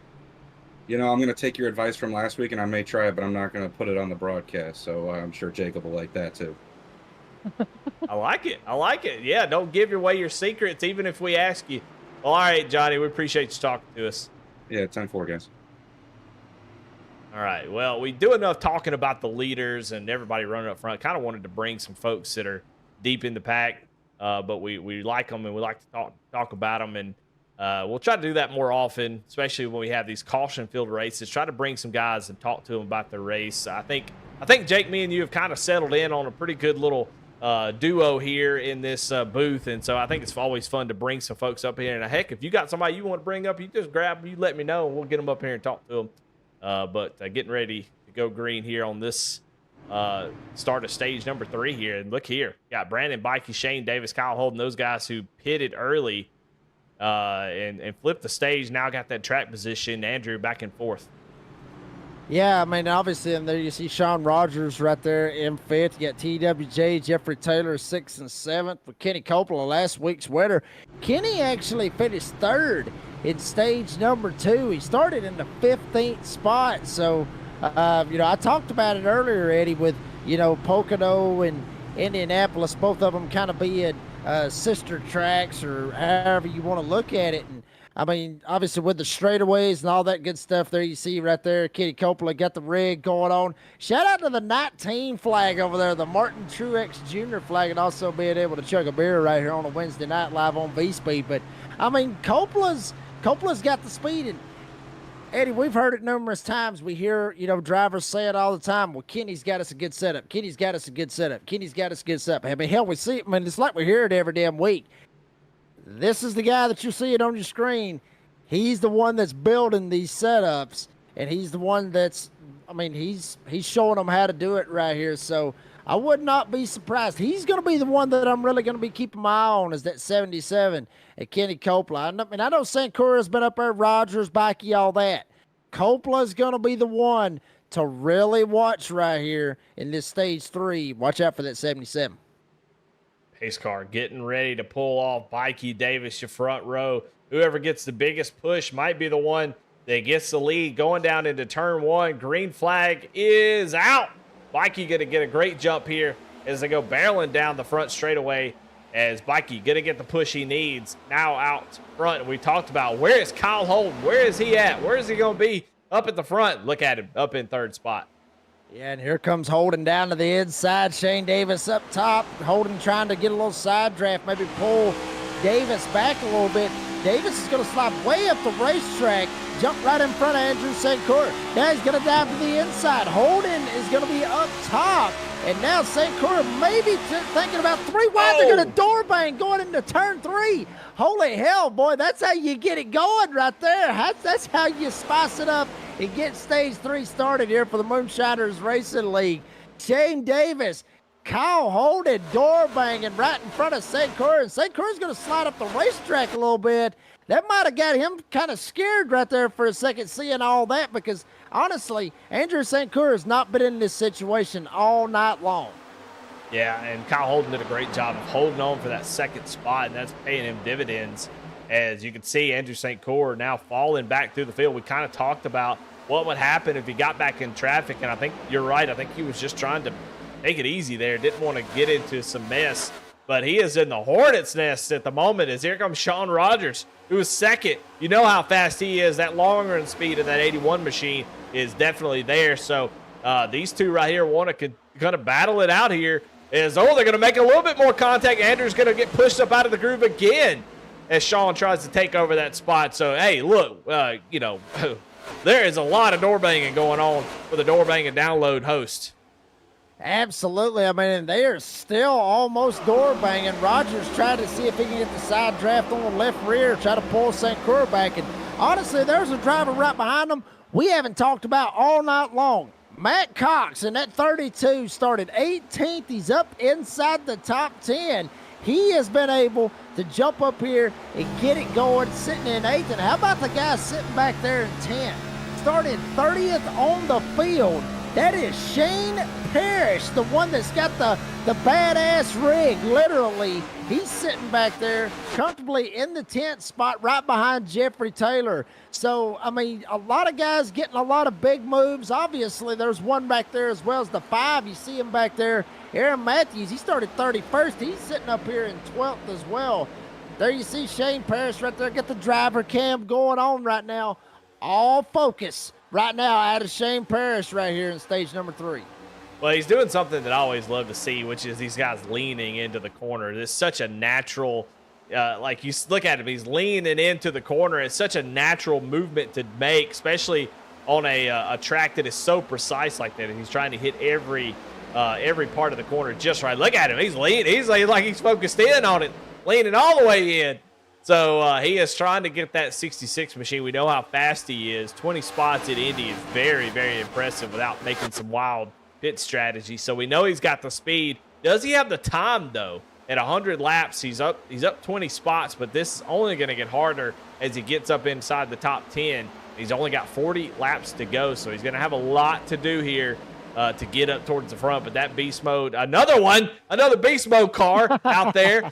But I tell you what, one of the better look ones. You put a little neon green and black on a car. Hey, you got me. I've got the preferences of a 12-year-old boy, and that hits all the marks for me. It's a good looking car. Yeah, I mean, it absolutely is. I mean, you talked about it right there with the driver cam of him literally leaning, going into every single corner. And Eddie, I mean, I'm not even going to joke about it, but there's certain tracks that I do the same exact thing, and I'm sure there's certain tracks that you do the same thing. It's just the realism. Yep. Just maybe if you can just lean into it just a little bit, maybe that car turned just a little bit more than what you probably, literally than what it's trying to do. You lean, it might turn a little bit more. Hell, you never know. But, I mean, Parrish doing a fantastic job with all the leaning, the lime green car, hell, even with the beast mode on the car, sitting comfortably in that 10th spot. But I'll tell you one guy that's really wanting to try to get back up here as your Stage 1 and Stage 2 winner. That's Andrew St. Coeur. He is wanting to get back up here and get into this. Kyle Holden's starting to drop back a little bit. Was on that different strategy with Bakke and Davis. He's starting to slip back a little bit. But St. Coeur and Rogers just will not go away from one another. They're still battling it out. Yeah, they finally settled down here. But, you talked about it. Now, I think maybe Kyle just missed the setup here tonight. Just doesn't seem to have the speed to get up there and battle. This front little group has been pretty much the same for a while now since the end of Stage 1. And they have definitely got themselves separated from the rest. Kyle just struggling there to try to keep up. Of course, he did come down pit road. He had about 2 or 3 laps on his tires, but not enough to really make a huge difference. But he's definitely starting to fall back, and we're starting to see the front start to pick up here as Shane Davis trying to hold off Kenny Coppola. Kenny has got that thing locked down on that bottom line, and he had a great run through both of those corners down the back straightaway. And going to just stay in line, try to push that 79, see if they can get back up there. But look at Wortman with a big run as well. He's going to look down to the inside.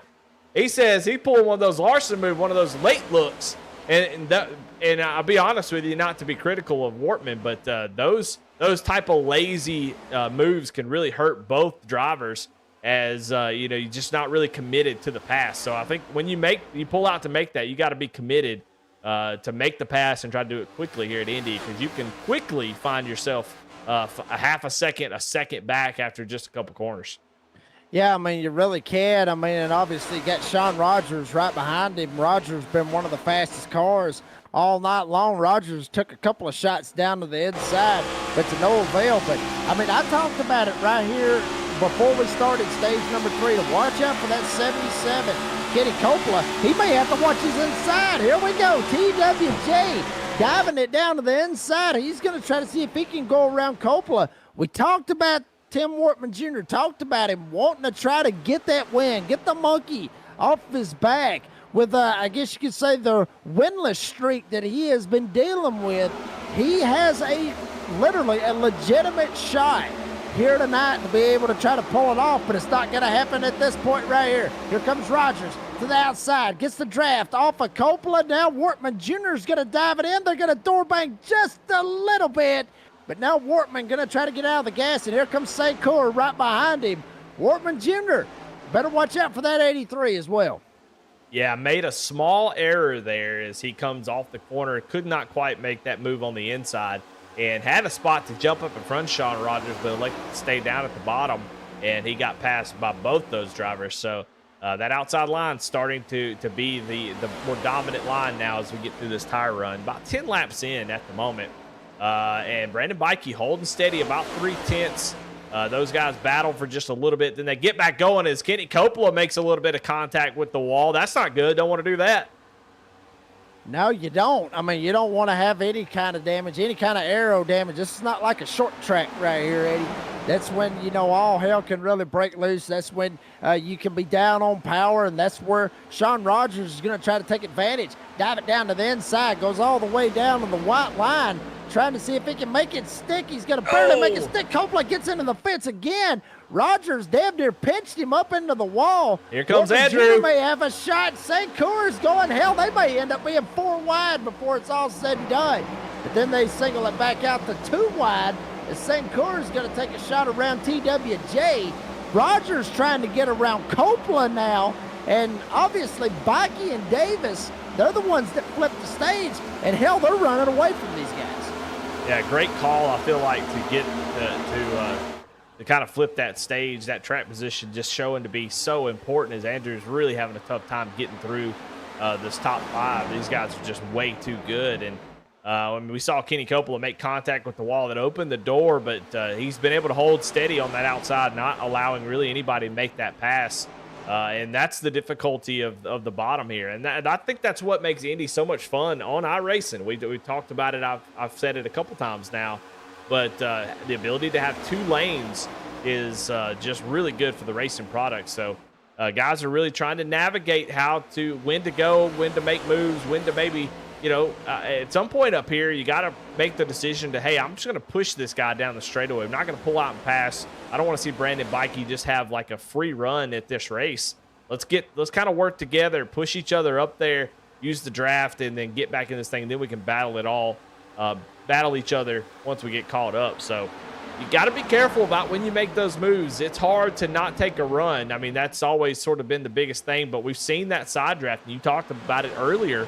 You get to the inside of somebody, you get to his left rear quarter panel, and it just kind of sucks him back. It doesn't push you guys forward. It actually pulls you back, and then you get the run, and then he pulls you back, and it just becomes a cycle of just time lost. So up front, got to be careful you don't lose track of the leader. Andrew pulled away really far that stage 2, so you don't want to let that happen if you have any plans of winning this thing. Because if Bikey gets out there and gets a second half, starts pulling away, and breaks the draft, it could be race over.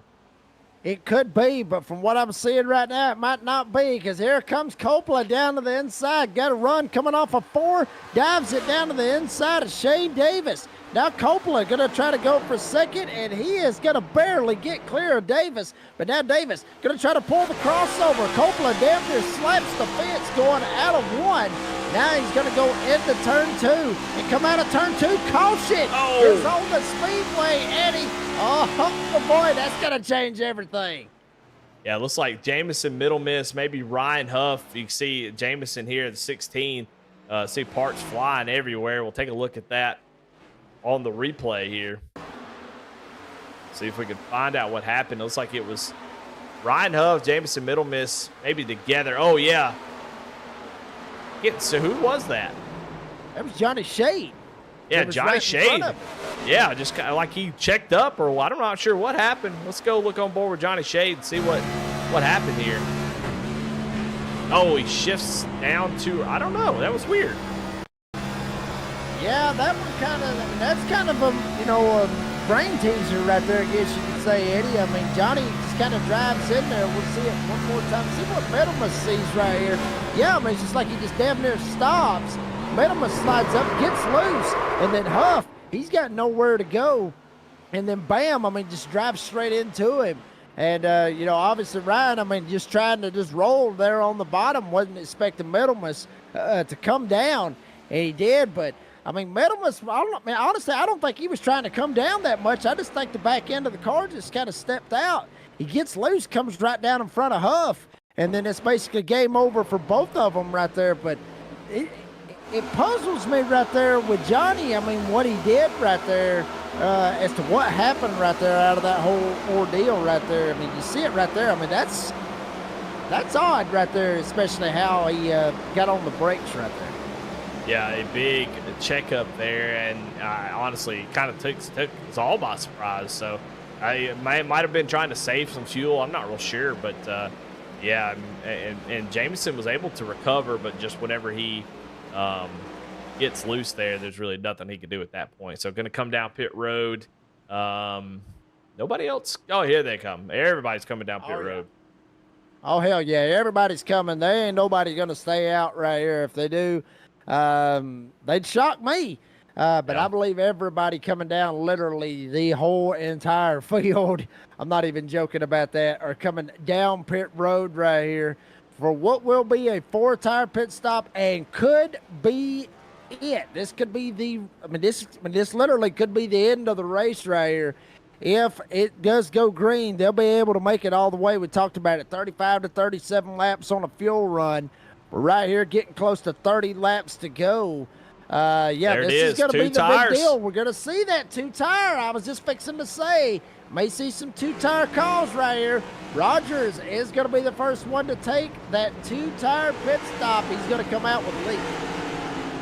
Yeah, I like that call. I think 2 tires, that could be a pretty good call. We'll see. It's hard to say how it's all going to work out until we see it live. But I think that was a pretty good call there. I mean, I thought more people would do it, and I think probably Sean Rogers did as well. But they're good on fuel from here. We won't see any green flag stops for sure. Fuel is about 35 to 37 laps, so we are good. Only 1 green, white checkered, so they should have plenty in the tank for that. So, as far as fuel goes, not going to be a factor here tonight. And man, we talked about, intensity in this race. And I think if a time for it to get wild and crazy, I think this is going to be that point. From here on out, I think it could be pretty wild. Well, man, it's like I said, when Clint Boyer said it at Talladega for the NASCAR Radioactive, I mean, literally, this is when all hell's going to break loose right here, because you got guys up here at the front that's got a shot to try to get a win, maybe even try to be able to lock themselves in. You see Jeffrey Taylor, one of those guys. Tim Workman Jr. up here as well. Those 2 guys, those are the ones that I'm really keeping my eye on, because I mean, we're getting down to the nitty-gritty. We are literally getting down to the nitty-gritty, Eddie, right here coming to playoff time. Both of these guys, obviously Workman Jr. looking good. Jeffrey Taylor, he's in a little bit different situation. But, I mean, it's like we said, TWJ obviously wants to try to get that win. What's he going to do to try to get a win? What's Taylor going to do to try to get a win? And with these other guys up here, I mean, hell, Eddie, it's Indy. It is literally Indianapolis Motor Speedway. When you get to say that you've won at Indy on iRacing, any racing, whatever, that's a big accomplishment right there. So a lot at stake right here. Playoffs, Indy, got a lot of stuff going on right here. This is going to be a fantastic restart right here with 30 laps to go. Yeah, here in the Oconee Hill Products at the Brickyard 250, and it's been an incredible race so far. Perfect stage lengths, I think. For Indy. I'd love to have seen a long green flag run there, but we'll take what we can get. The racing has been pretty phenomenal, and it has been all season long. Been a couple hiccups here and there, but overall, pretty good racing. And it's easy to criticize, I think, and say, oh my gosh, there's always so many cautions, blah, blah, blah. But man, when you are racing as hard as these guys are with the talent and the skill level they are, we're talking about just half an inch. You make the wrong decision and you go around. So it is so easy to criticize, I feel like, but these guys are incredible drivers, and they put on a damn good show. And when you're racing as hard as these guys are, there's going to be a little bit of contact that gets made. There's going to be some mistakes that people are going to make. I mean, just think about driving on the highway and driving it at 150 miles an hour, nose to tail, side by side, and how crazy that would be. It's going to be hard. Mentally, it's hard to keep it together for that many laps, and these guys definitely do it and do it really well. But, man, 30 laps to go in this race. Sean Rogers, Shane Davis out front with the 2 tires. How is it going to hold up here as we get ready to go green? It's going to find out. Barney, green flag in his hands, not waving it just yet. Green flag is out. Who gets the best run through the turn 1? It's going to be Sean Rogers. They get nose to tail, and that's exactly what those guys on 2 tires needed. Boy, and they're 3 wide back there in the back, and Eddie, it's just like you've said, the pinch of Grizzly is in the jaw. That means it is go time here at Indy.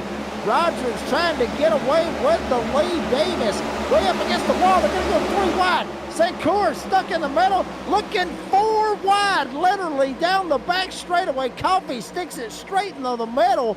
Holden up there with Wortman Jr. St. Coeur is going to try to get away. He's got Coppola down to his inside. Oh, hell, it's fixing to get serious. Here we go. It's Coppola and St. Coeur. They make contact. Coppola's in the grass. This is fixing to get bad. How are they going to come out without a wreck? And so far, they have done it. I don't know how in the world they're still 4 wide. 4 wide back here. Going down the front straightaway, they're still 3 wide. As boy, I tell you what, the 79 of Shane Davis really had a terrible restart. And that here we go. They're starting to wreck the 23 of Jeffrey Taylor. We talked about him needing a good race. He finished 6th last week at Pocono. Now falling through the field, able to get it wrapped back up. But boy, a close call there. As my goodness, we talked about it being crazy, and crazy it was there on that restart. Sean Rogers still with the lead, but Brandon Bikey hunting him down here with just 28 laps to go. Yeah, he's really starting to hunt him down, obviously. I mean, there's so much chaos going on back there from 3rd, literally all the way back to 30th, to the 30th, if you want to put it that point. I mean, all that chaos going on. We ain't even talking about Bikey and Rogers trying to have their own little race. And, oh, yeah, Andrew St. Coeur, one stage 1, one stage 2. He's up to 3rd. He's got a shot to try to get up here and get him some of Rogers and Bikey. Honestly, I think he's tickled death that caution come out, because it put him in a situation to where he can get up here and be able to run these guys down and have a shot to try to win this race. But, I mean, look at this field back here coming off of 2. How far? I'm amazed they haven't wrecked yet. You see all this battling. Shane Parrish back here in this battle. Aaron Matthews started 31st. He's up inside the top 10, running in 8th. This is the time when you want to be up here in the top 10 and have a shot to try to win it, Indy. Man, they are battling hard. The guys leaning on each other. Blaine Wilson, Shane Parrish, those guys big movers. Matt Cox leaning on the left rear quarter panel of Blaine Wilson, as Tim Wortman Jr., who was up in the top 5 after that restart, he's back here in 12th. So big issues. Jeffrey Taylor has fallen all the way back to the 15th position. So we had some big winners. I mean, Sean Rogers, obviously, big winner there on that. Contact! Blaine Wilson gets turned by Matt Cox. There goes Nick King around. Big wreck as they're piling it up. Wow. Nick King tore up. Yeah, wow. Wow is right. My goodness. Blaine Wilson missing the front end of that car as he had big contact there off the front bumper of Matt Cox. And, I mean, it was just brewing, man. I felt like we were wrecking for about 4 laps there, and that's finally where the ripple kind of settled there, and caution finally comes out. Honestly, I could have taken the breather. Let's go back and watch this battle. Sorry, I don't mean to cut you off. We're going to jump right to this replay. But kind of watch this battle. And, man, tell me about this battle, how this ended up this way. Yeah, I mean, I've already had a chance to look at it online. Some Cox down here on the inside. Here, there goes Wilson, sends it in hard on the outside. And then basically what happens right here is Cox just comes up. He literally comes up, misjudged it, gets into Blaine Wilson. Wilson goes around. Then Gallimore gets into King. King was trying to get on the brakes. Gallimore was as well. Basically, it was just literally a straight-up cluster going into turn number 2 right there. There you see the contact with Cox getting into Wilson. Then King tries to get on the brakes. Gallimore gets into him. One driver literally locked it down and tried to hit the damn wall, tried to go as high as he could. But unfortunately, it was not the case. And, wow. Points leader was back in all this, too. Look here. Yeah, you see Mullins right here literally smack dab in the middle of it. Hell, he went all the way to the grass and barely misses Gallimore right there. It could have been big right there for all the Randy Mullins fans out there. Man, well, my gosh, you kind of, like I said this already, but, man, you felt like it was going to happen at some point, and man, it accordion all the way back to 15th place, where it finally just something had to give. I mean, gosh, it was like a dam was sitting there holding water back, and all of a sudden it just broke, and it happened between those 2 drivers. But I mean, pretty impressive that we were able to keep it going that long, because my goodness, there was a lot of times in an official race or any other league that would have been a pile up from lap 1 on that restart. and they were able to keep it together. On pit road now is Paul Gallimore. You got Justin Belmont, Chris Davis, Jordan Schmidt, Nigel Christian, some guys towards the back trying a little strategy call here. They've only had about 7 laps on those tires, but trying to come down, trying to make up a few spots here towards the end of this thing. Going to have about 80 or 22 laps to go whenever we take the green flag, I would imagine. So some guys trying some different things here. Yeah, I mean, half of them I'd say are probably doing the strategy, and the other half's probably trying to pick up the pieces off of the car that just happened. Basically, I guess they just got sent over from turn 2 all the way over to the pit box. Now they're trying to put their cars back together. You see Gallimore right there, Nick King back there, as well as Blaine Wilson. I mean, you hate to see it. That 18 of Blaine Wilson was having such a good run up there trying to get inside the top 10 and be able to manage as much as he could. And I mean, Blaine had a pretty good run going, and Eddie, I mean, he's right there on that cut as well, right there with Jeffrey Taylor as well. So, I mean, this is not what Blaine needed right here to come into Indy tonight and get left rear hooked by Cox and get sent up into the wall, and then all hell ends up breaking loose. This is not what Blaine needed as far as points goes, and it looks like he may be sitting on pit road for quite some time. Yeah, that's a great point. I mean, he sits right at the cut line. Jeffrey Taylor was in a position to gain a ton of points, and he is kind of falling back. I'm trying to find him in the list. He's up to 12th. He'd fallen back to about 15th, but able to gain a couple spots back. So Jeffrey Taylor's still in this, and he's going to take big advantage of that. You're exactly right. Blaine Wilson came into this race sitting 13th in the points, although he was behind a couple drivers who have wins. So that put him right at the 15th, 16th spot. And, yeah, you're right. He did not want to have this happening. I can tell you what, I tell you who is happy after that caution is the Snap-on guy. Boy, I can hear the tire marks as he's driving that big old truck up there. He's like, man, I'm about to make a sale. As all them guys trying to need some hammers, some wrenches, some all kinds of stuff off that truck to get these cars back going. Yeah, I mean, he may end up having to fight the Craftsman guy or the Napa guy as well to try to get some of them parts lined up right there as well. But there you see the pace car lights is off. Sean Rogers, Brandon Bakke up here. They occupy the front row. Right behind them is basically your stage 1 and stage 2 winner, Andrew St. Coeur, sitting in 3rd. And then last week's winner at Pocono, Kenny Coppola, my pick out of all of them, for stage 3 right here. He's still sitting in 4th. Then you got Alex Coffey, your pole sitter, has literally rallied Eddie back up here inside the top 5 and has got a shot to win it right here at the end. He is in it to win it, as well as Shane Davis and even Kyle Holden. We talked about him possibly, slipping a little bit, might have missed it on the setup, flipped the stage after stage 2, then got into stage 3 up there at the front. He's sitting in 7th, and Aaron Matthews, Shane Parrish, Matt Cox, the top 10 right now. I'm telling you, this is going to get interesting right here. If that last restart wasn't interesting, this right here is fixing to blow everybody's minds. Yeah, Alex was making some really good moves on that restart, and I expect the same here. I mean, he's one of the best. I think he's one of the best restarters. First 2 or 3 laps, it's really hard to beat Alex. He's very, very good. And so this falls right into his wheelhouse. If we get some late race cautions, Coffey can pick them off one at a time.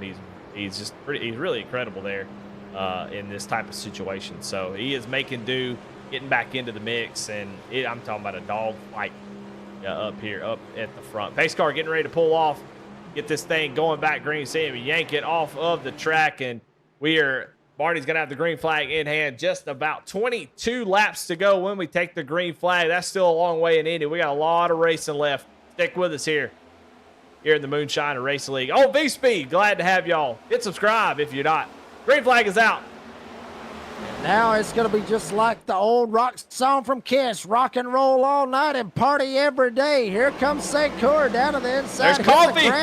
Coffey making it 3 wide. Coffey, they're going to make contact. Davis slides up the door bang. Davis is going to lose a hell of a lot of spots off of that. But now Coffey in prime possession right behind Coppola, trying to get some draft as well. Other drivers back here literally trying to get around Davis. You see Cox back there with Holden back here, as well as Jeffrey Taylor trying to slide up into this battle as well.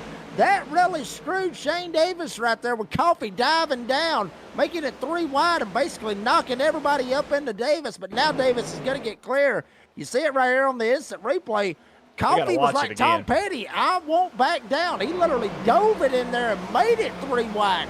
Shoved Davis all the way up to the top side. Davis had nowhere to go right there. Yeah, I mean, I had to show it one more time. Just what we were talking about. He must have been listening on the broadcast because he did exactly what we said he would do. And it just dove it in there saying, hey, I'm going to put it here. Y'all deal with the rest. And they definitely dealt with it as the 79 is just getting eat up here after staying out on those 2 tires. Sean Rogers has been able to do it, but the 79 just kind of been bounced around here after starting in second. Yeah, I mean, you hate to see it right there for Shane Davis trying to see if he can get up here, get him something, get it going right here, but starting to kind of cool off a little bit. I mean, I talked about it. Nick King back there, the 24 slips and slides, comes back up in front of everybody. He's going to stop on the racetrack. That may bring out a caution right here, Eddie. He has stopped on the racetrack, but he's going to get it fired up. This ain't going to be like a Ryan Priest deal. He's going to be able to gas it back up, and we're going to keep green. As you see Nick King just get loose, he might have got tagged in the back end. It looked like he hit the inside retaining wall. Was able to steer clear and miss all the chaos right there. I think he just got loose, to be honest with you. Yeah, a lot of going on in front of him, just trying to navigate it the best he can, maybe get on the throttle. Oh, might have got a little help from Jordan Speeds here. Yeah, he does. Yeah, he did. Goes down to the inside wall, just barely clips it. What a great save here, and everybody able to miss him. Ed Bowles Jr. doing a great job of missing it, and he was able to hang on to that thing. So impressive stuff out of Nick King. He's going to get that thing back rolling, but he is all by himself at the moment. We'll go back up front. Andrew St. Cyr has gotten to the back bumper of Brandon Bikey. Bikey kind of waiting around a little bit. He's got those 4 tires. Sean Rogers able to hold him off for now, and now it is a battle of the Titans, I tell you. Kenny Coppola, Sean Rogers, Brandon Bikey, Andrew Coor, Alex Coffey, these guys up here. This is a Titan sort of battle. Man, I don't know who can win. Everybody in this group can win this race. This is going to be an incredible race to the end. Yeah, it's going to be interesting to see right now. 20 laps to go coming around this time. 19 laps to go. Coppola trying to see if he can try to go literally back-to-back. St. Cyr trying to sweep it here at Indy. Bikey and Rogers, they're just trying to hold their ground and stay put to where they're at. Maybe Bikey trying to go for one more position. Dives it into turn number 1, trying to get the draft off of Rogers. St. Cyr trying to get the draft off Bikey. Coppola trying to get the draft off of St. Cyr. Literally all 4 of them. Coffee starting to slip back a little bit. This may be a 4-horse race up here if Coffee can't get this draft right here. And old Shane Davis not too far back, sitting in 6th. But right now it's looking like it's a 4-horse race with Sean Rogers, Brandon Bikey, Andrew St. Cyr, and Kenny Coppola. Yeah, if you're Bikey, you're starting to feel a little pressure here.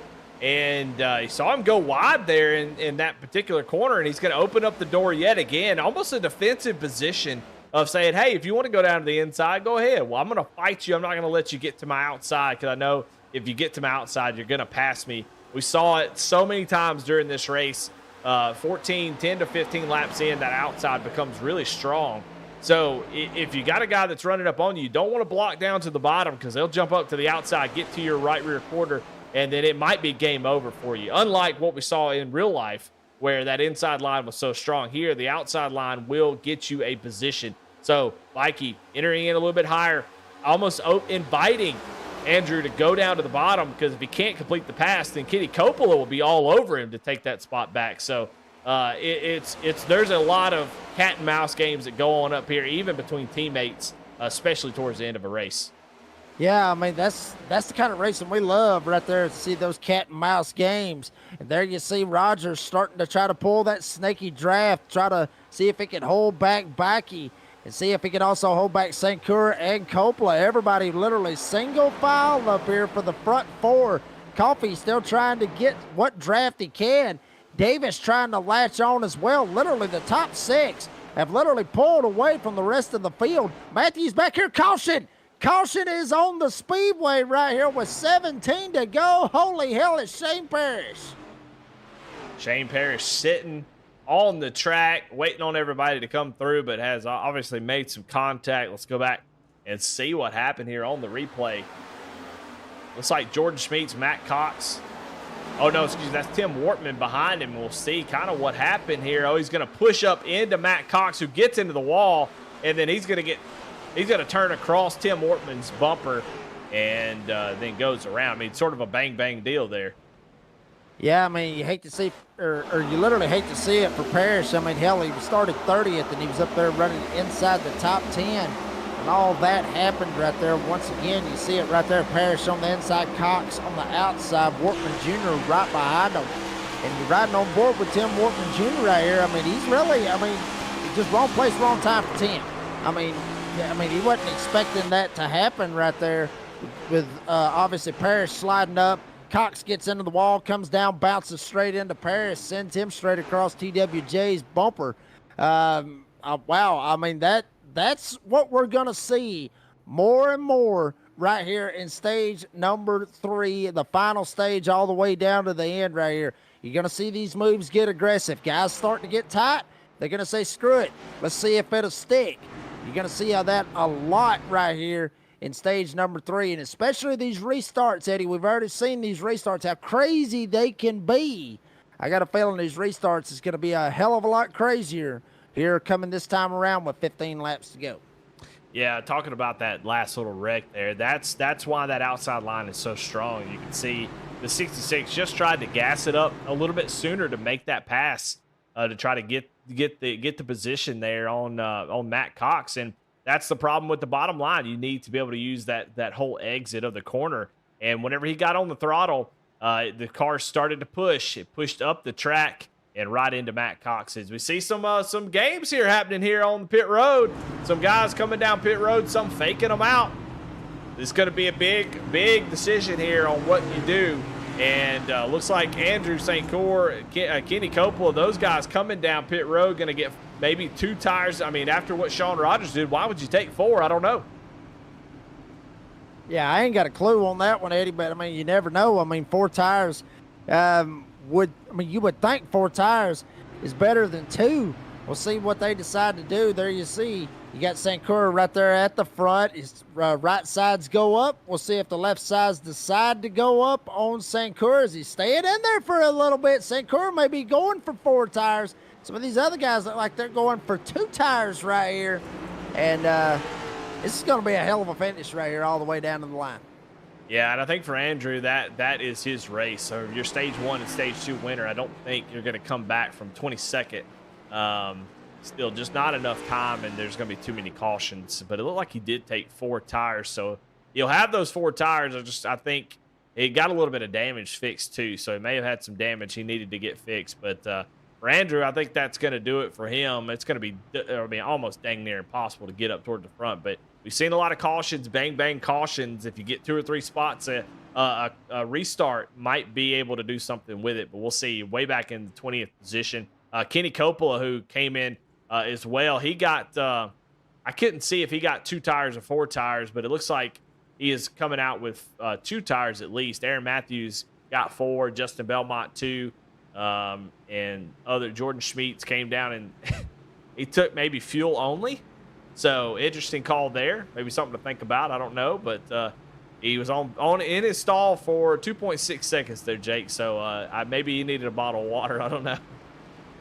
Yeah, I mean, it's a good possibility. Hell, I just got me a bottle of water right then, and I did watch Kenny Coppola right there. He did take 4 tires on that number 77 machine. So, maybe thinking 4 tires is probably the way to go with it.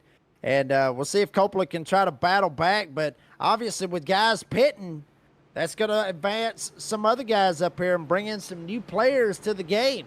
Hunter Carmichael up here in the 5th spot. I haven't talked a lot about old Hunter up here. He's going to be 3rd car on the inside row. And how about the guy that's going to be starting right behind him?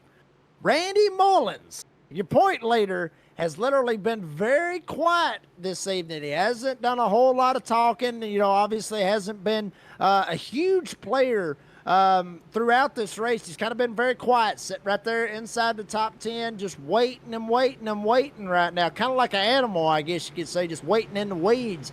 Now, here we go. With 14 laps to go, he has a shot. He has a legitimate shot to try to get up here and get the win here tonight at Indianapolis. I'm sure all the fans out there would absolutely love to see how this is going to play out for old Randy Mullins in that number 54. Yeah, no doubt about it. And he's definitely got the ability. It seemed like the setup has been a little bit off. Those guys that's been running up front have all been running that Kenny Coppola setup. Seems like he's got it knocked out of the park. Alex Coffey, though, still sitting there in third place, so cannot count him out. A lot that can happen here. I'm interested to see how Kenny Coppola, those guys who did come down pit road, how that's going to work out. I mean, that's going to be a mess. Those guys trying to come back up through the field here with just 13 laps to go. I mean, obviously not our last caution here. Boy, it's going to be it's going to be pretty bound up back there with old tires, new tires, guys trying to make moves. It's going to be wild. So go and settle in. We're going to be here for a little bit longer than you probably think, because this is going to get wild, and I'm here for it. Sean Rogers, though, with the lead. Great strategy call to get him that lead. He's been fast all night and hasn't given it up since. And we'll see if he can hang on to it for another 13 laps and get this win. Down the front straightaway, pace car is in. He'll fire off in the Geico restart zone. Catches Mikey sleeping a little bit, and he's going to bring Alex Coffey along with him. They bang doors down the front straightaway as Coffey's trying to take over that second spot. Yeah, and Holden kind of got into the back of Mikey, maybe sent him down into Coffey. Coffey down on the inside. Mikey getting a little bit loose up there on the top side, trying to see if he can get it to roll. Holden now trying to see if he can hold it down on that inside line. No pun intended. But now Coffey is going to go to second. He's going to try to reel in Sean Rogers, try to get the win here tonight at Indy. Mikey goes back to third, Holden back to fourth. Jeffrey Taylor up here in this battle, as well as Hunter Carmichael up here inside the top five, trying to get them a good finish and solidify something to try to be able to carry some momentum into the break and also try to carry it into the playoffs if they can make it. Mikey under fire after this restart. He started on the outside of the front row and almost was about to lose a position to Holden there, able to hold him off. But, Mikey did not have a great restart, and he is trying to recover from it and is going to settle in here in third, as now the battle is going to be behind him between Jeffrey Taylor and Hunter Carmichael. So Hunter Carmichael on the outside trying to hold on to that spot. All these are very important spots towards the end of this race. I saw about 8 cars hit the wall off of turn 2 there. So these guys are pushing it to the limit. Yeah, I mean, and, that's the time to do it right here. Coming around this time, 11 laps to go. You want to be in that position to where you can push it. As now we're seeing Mikey start to push the limit up here for the second spot. He's going to kick Coffey up to the top side. Holden may end up following Mikey. They got a door bang going down the front straightaway. Sean Rogers just trying to get all clear and just get the hell out of there. Coffey is going to get a bump from Holden. That's going to send Coffey right back by Mikey. So Coffey's going to hold second. Mikey in third. Mikey's going to hit the wall coming off of wood. Man, oh man, Eddie, you called it to a T. They are pushing the limits on these cars. Well, I hope Mikey likes ham and cheese sandwiches and a bag of chips, because he's going to have to pack a lunch to get around this 15. I'm seeing it. Kyle Holden was really helping Alex Coffey stay ahead of that 27 machine of Brandon Mikey. And, he's going to have to fight hard. I think Mikey's going to have to try to sneak up to the outside. I don't think Coffey's going to let him.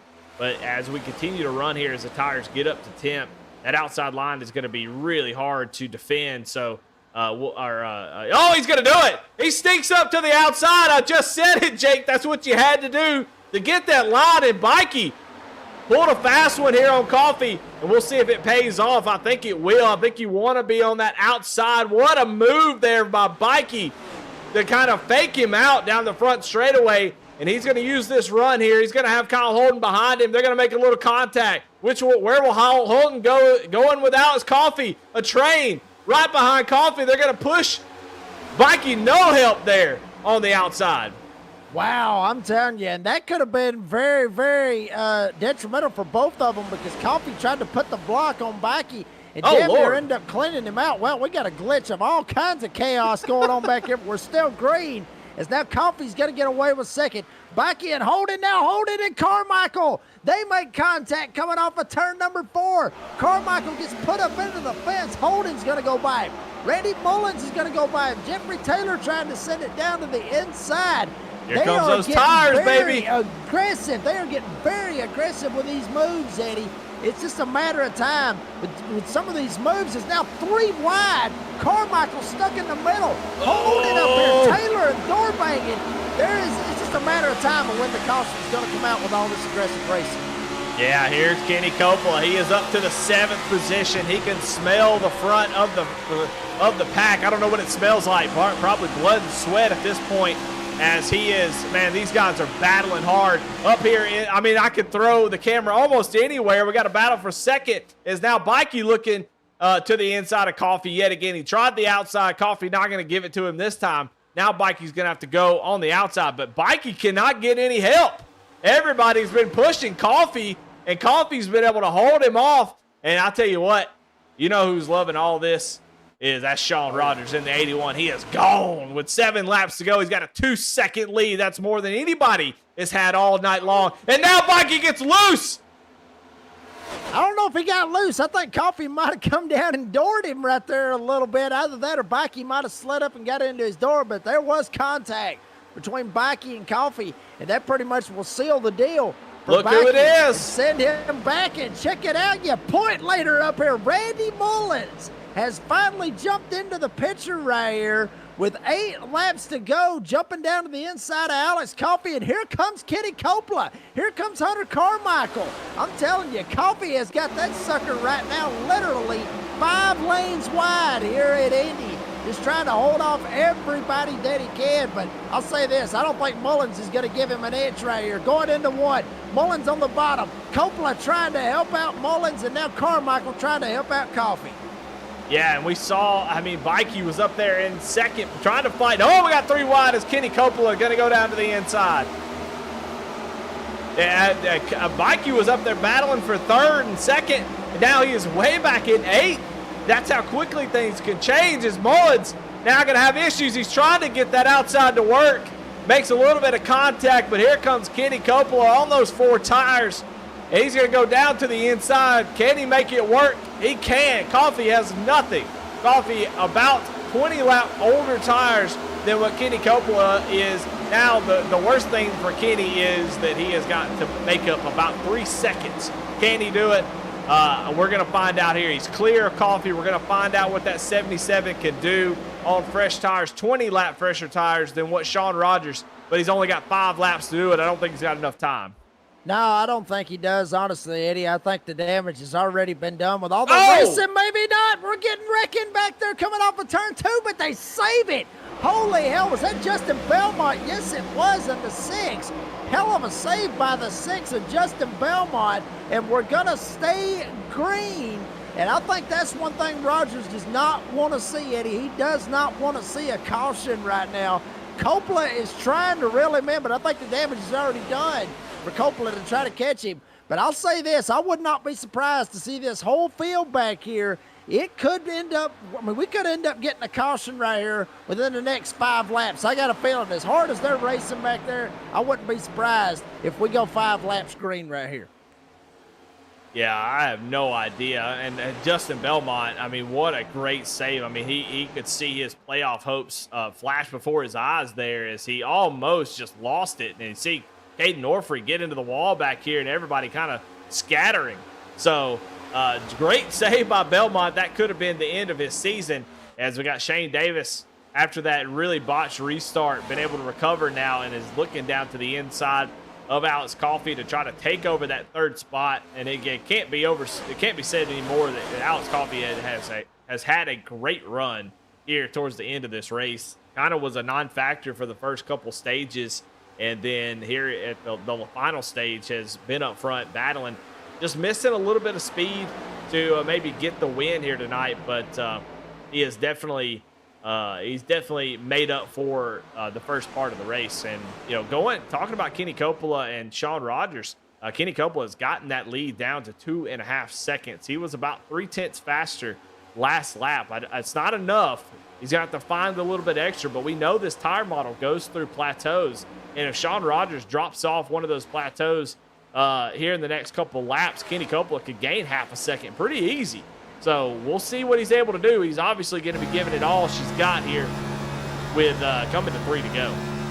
Yeah, I mean, he's literally giving it all he's got right now, that being Kenny Coppola. But, I mean, I really think the damage has already been done. I think if we don't get a caution, I think Sean Rogers got this. He picked off 2/10 right there off of Sean Rogers that time. Obviously, Coppola hit a 52.0. Actually, it was 3/10. Rogers hits a 52.3 right there. So it's not going to be enough time. If he would have had maybe 3, maybe 4 more laps, give or take, I think he's got a shot. But you already see guys, some of them glitching back here. I think it was Shane Davis back here.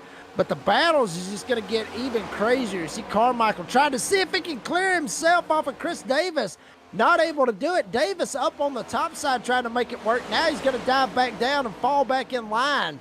I'm telling you, they are getting very aggressive back here for these points and trying to get whatever finish they can get to try to help their case and try to make it into the playoffs. A lot of these guys back here on that cut line, and some of them just trying to get one last-ditch effort to try to get there. I'm telling you, I got a feeling, Eddie, we're going to see a caution here in a minute.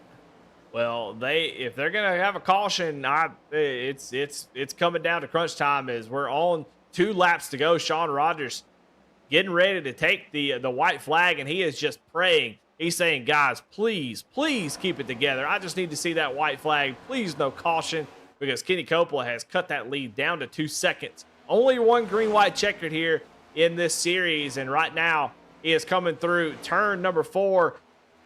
No caution at the moment. We'll see if he gets the white flag or if anybody's going to have an issue. But right now, Barney, white flag in his hands. Sean Rogers, 1 lap to go. We'll go all the way to the finish. No caution will be called at this point, and he is going to sail likely to victory. 1 more lap to go, assuming no big issues, no internet drop-offs. I mean, gosh, on these laps like this, almost a minute. 51 seconds, 52 seconds. That's a long time to think about all the things that could go wrong here with just a few laps to go.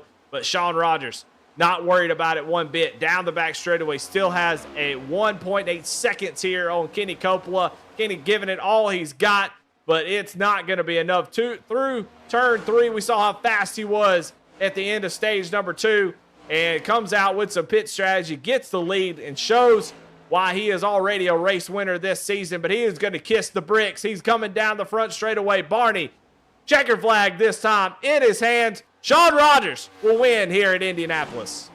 Wow, we didn't even need Elton Sawyer at all at that point. Sean Rogers will get the win here tonight. Kenny Coppola second. Shane Davis is going to roll and get P3. Alex Coffey and Brandon Backey 4th and 5th respectively. But I mean, hats off to Sean Rogers. We saw the speed that 81 had right there at the end of stage 2 when we saw it. There you see Kenny Coppola comes up, gives him a little bumper tag, a little congratulatory bumper tag right there for Sean Rogers. It's like you said, I mean, going to kiss the virtual bricks, do the burnout across the virtual bricks, however you want to look at it. Everybody giving Sean Rogers some congratulatory bumps, I guess you could say. Usually see him door bang a little bit, I guess you could say, for congratulatory.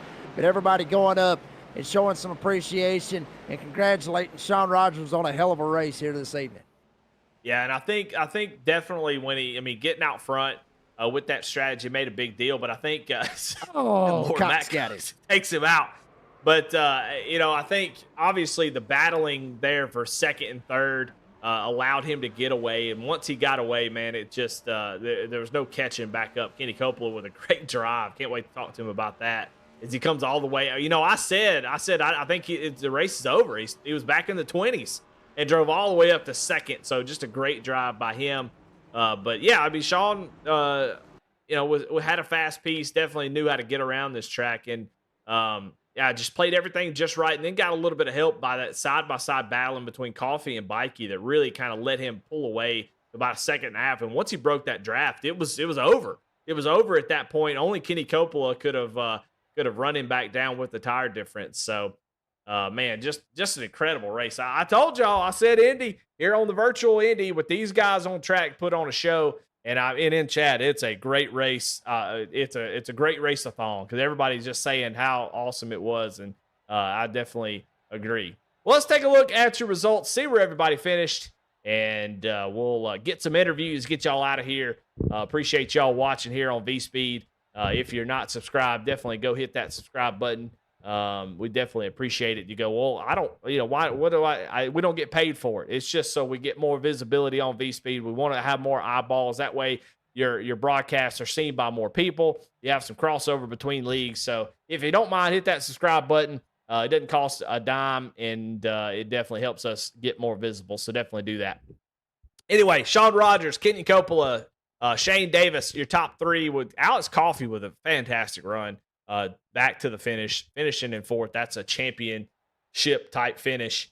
Brandon Bikey comes home with the top five. Aaron Matthews. Well, we didn't say one word about Aaron Matthews tonight, Jake. And look at him quietly in a sixth position. Started 31st. That's 25 spots he made to finish in that position. So, hey, hats off to you, Aaron Matthews. We made the mistake of not mentioning you, and we should have, because that is what a great drive by him. Your points leader, Randy Mullins, just clicking off just incredible regular season. Another top 10 finish. He'll finish in seventh. Hunter Carmichael in eighth. Chris Davis in ninth. And Matt Cox rounds out your top 10.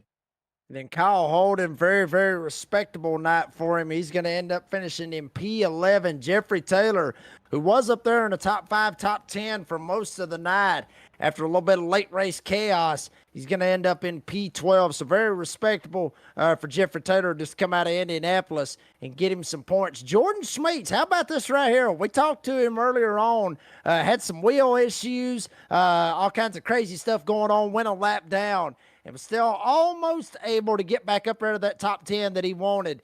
But he'll settle for P13 here tonight. Justin Belmont, we talked about him earlier. Literally, his playoff flashing before his eyes. He will end up finishing 14th tonight after starting in the 7th spot. Brandon Fetterplace will get 15th. Andrew St. Coeur, stage 1 and stage 2 winner. Eddie, I'm like you. I think he kind of threw it away when he tried to go for them 4 tires. I think he kind of threw the race away at that point, but he'll get 16th tonight. Barry Sanders will get 17th. Paul Gallimore saw a little bit of chaos he had to go through here tonight. He's going to finish 18th. Hate to see it for OTWJ. Tim Wortman Jr. started 5th. He's going to end up finishing 19th tonight, so the winless streak will continue for TWJ. And Nigel Christensen rounds out your top 20. Yeah, absolutely. And in 21st is Steven Gibson, 22nd, Johnny Shade, 23rd, Caden Norfrey. Jared Clark in 24th, Darren Mills in 25th, Jamison Middlemiss in 26th, Nicholas Atwood 27th, Blaine Wilson, disappointing race for him. He had moved up quite a few spots, was running up in the top 10, and contact there with Matt Cox ends up in 28th. That's going to be tough on his points. Shane Parrish also in 29th. Nick King, we saw him just kind of get bounced around, stuff that just really didn't have anything to do with him. He comes home in 30th. Then Ryan Huff is going to get 31st. Ed Boers Jr. 32nd. Andrew Neidert will end up finishing in 33rd. And Matt Mackin, will end up finishing 34th tonight out of the 34 cars here for the Moonshiners Racing League, the OB Builders Cup Series here at Indianapolis. Well, all right, let's jump into the interviews, and we're going to jump right in. We're going to bring Sean Rogers, your winner here tonight, into the booth. Sean, congratulations on the victory. You looked like you were fast at the end of that second stage. Talk about that first and second stage in your race here tonight. Well, I knew right out of the gate that I was going to have a fast car. So it was just kind of managing the traffic and not putting myself in a bad spot and not putting my teammates in a bad spot.